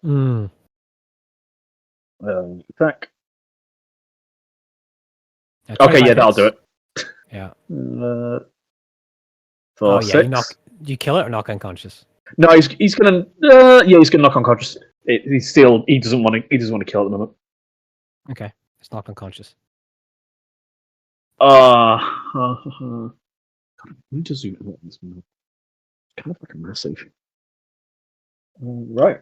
In that case, and now he's just gonna move over to here. And that's actually all of his movement. And that's gonna be the turn.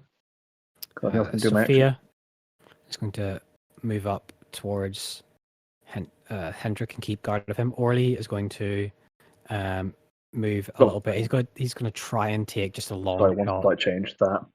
Yeah.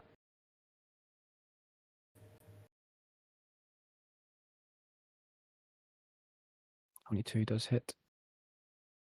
9 points of damage.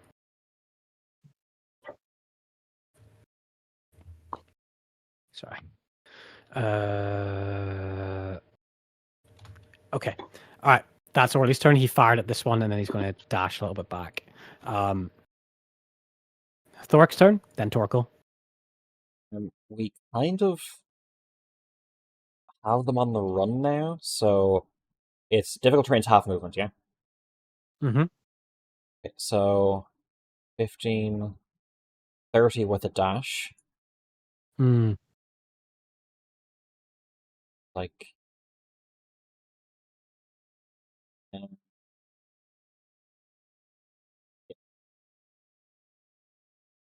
I want a bonus action second wind. For 8. Okay, nice. Torkel, your turn. All right. I can still. But this guy's dead, right? Next to me. All of them are dead. Yeah, they're all crumpled. Yeah. And broken. Okay, they're all dead. They got burned, right? So he's still up over here. How does Hendrik look in terms of damage? Can I tell 2 from hit here? points. He's got 2 hit points. Yeah, he's looking hurt. He's barely standing. Okay, let's see. All right. Okay. Okay, I'm going to use my. How's everybody else? I'm good. Don't worry about me. I I think we're all Rory's right. good. Yeah. Sophia's good. Okay, I'm going to use my bonus action again to move my spiritual weapon 20 feet up to this guy That here. one there? Yeah, you can. Yeah, absolutely. Yeah, and then I'm going to try and hit him with it.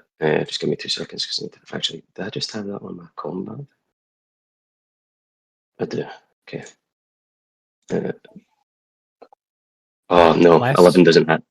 Bless. Oh, Bless. It goes on attack rolls. Okay. Oh, 15. 15 is just shy of his AC, slightly harder to hit. Oh, okay, so I can't get him. That's fine. And then I'm going to move 5, 10, 15, 20. It's difficult terrain. It's double movement. Oh shit, as oh, I'm not going to be able to do that then. Sorry, I was here, wasn't I? He's got 2 hit points.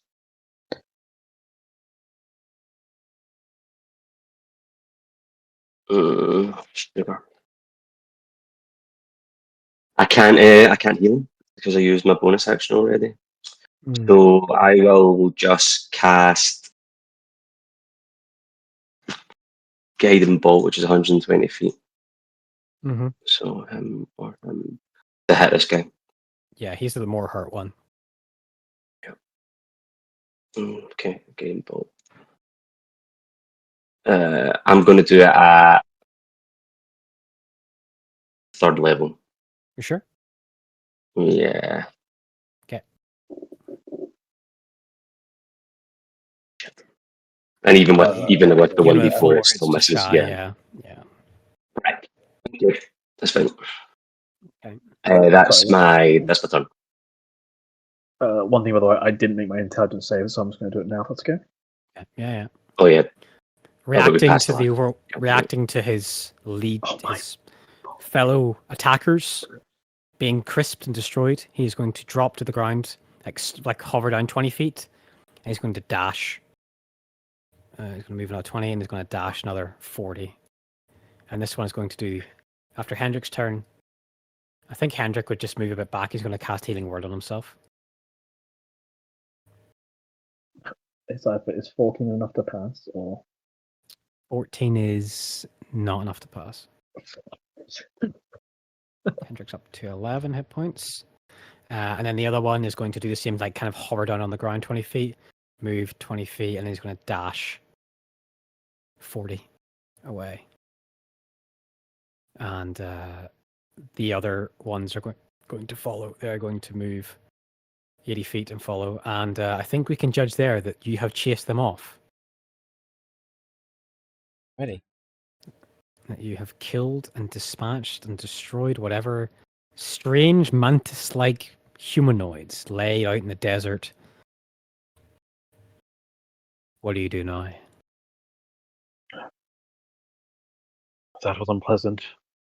Remember, the dude, like the survivor's head, like exploded, right? Very much. Yeah. Okay. Fuck. Well, that's I don't think CPR will work. Quite depressing. Yeah. Yeah, he took with 3 sonic blasts, he took like 59 points of damage. Oh my Christ! Yeah, that's gonna fucking hurt. Okay. Leonard, you accidentally left one alive. I did not wish to kill it, but it was unfortunate whatever happened here. But not need to make killers of us. And Lennox is slowly, because this is all fucking difficult terrain. He's still gonna like. Is this the one that was doing the run? That was the one that ran out and got his head popped. Right. He'll just. If I'm right, so he probably grabbed the maps or something. He grabbed grabbing the some satchel, he documents. cut the satchel loop off the other dead guy and then started running out with it. So he's gonna sort of just pick up the satchel and then he's gonna basically give some manner of last rites to him. Mm-hmm. Like, obviously, I'm assuming we can't do the full process, and from my understanding, we in Concord tends to be cremation, but Vela probably has some manner of like, if an emergency, these rites, because he'll just sort of do that. It'll take a couple. I don't know how long it takes, but it takes a couple minutes. Sophia crouches down to some of the bodies and says, like to whoever's listening, "Oh, they didn't like whatever I put on my knives. Seemed weak to it."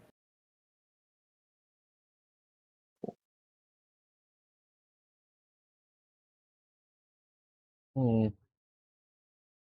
Well, for as long as there is this sand, it seems like we're at risk of these things.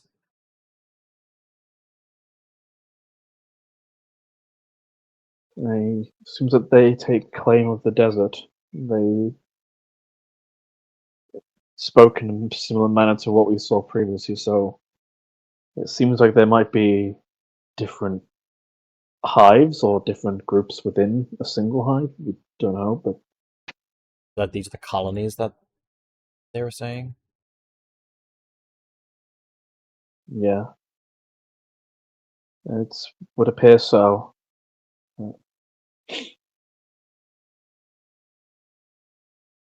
Hmm. So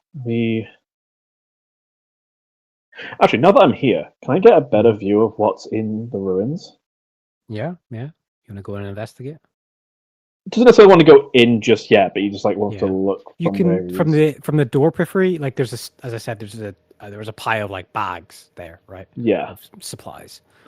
Looking on the inside of the periphery, you can see makeshift tent coverings, like bivouacs, like light and fast camping gear, and a camp like setup, like a scouting camp set up inside of this ruin.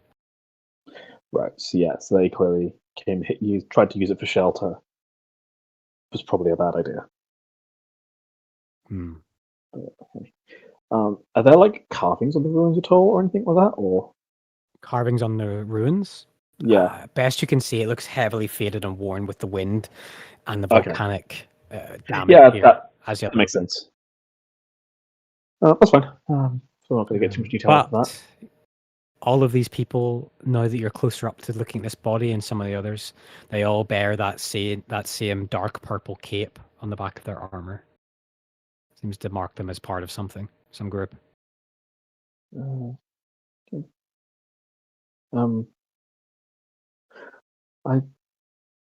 I know I technically understood the language, but it doesn't actually give me an indication of what language it is or anything like that. It's just magically No, understanding. it's So just magically understood. Yeah.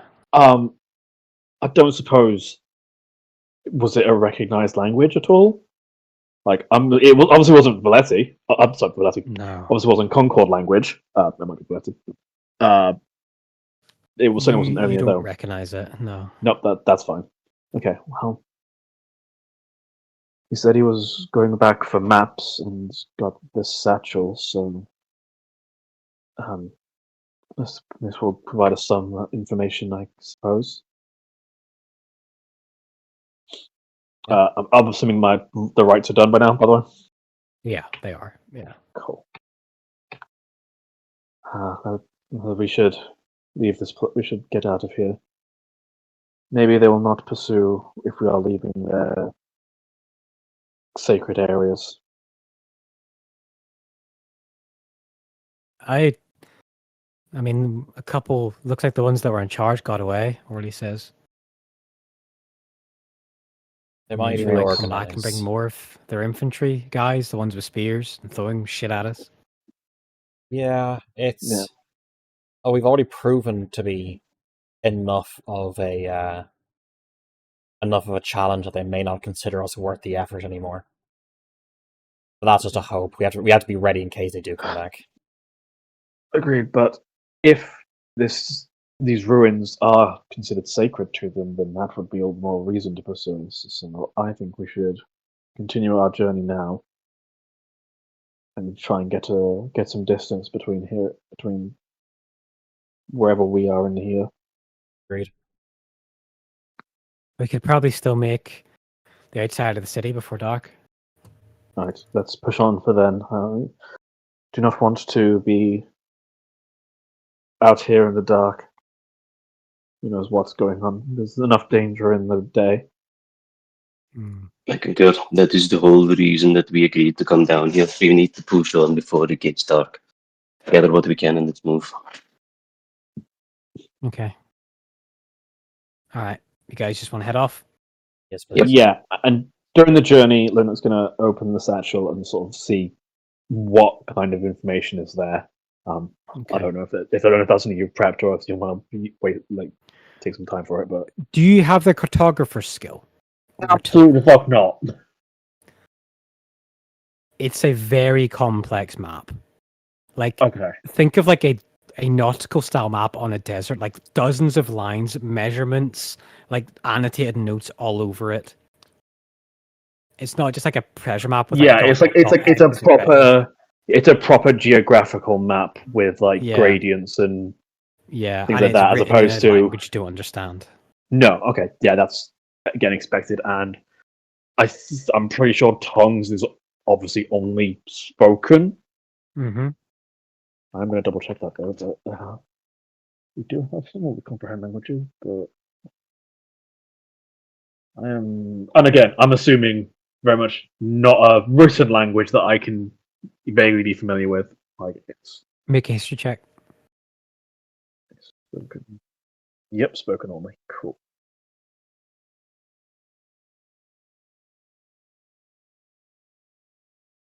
Yeah, there we go. That's No. back to the norm. Back to the normal rules, guys. All right. You leave these battered ruins. Whatever scouting brigade was slain here by these strange Mantis desert travelers, these warriors. You venture on through the thick sand. It is difficult. It is hard walking. The sky above is dull. Clouds just drift on and on the horizon. Eventually, some peaks become more active than others. You stare forward as the serpentine, boulderish, rocky, spinal tangle of this city becomes more and more in view. You guess you hit a trail. You don't see anyone else on it, but it's a walked path through the rock, through the sand that seems easier to walk on. And as you start to get closer and closer to the city, it's not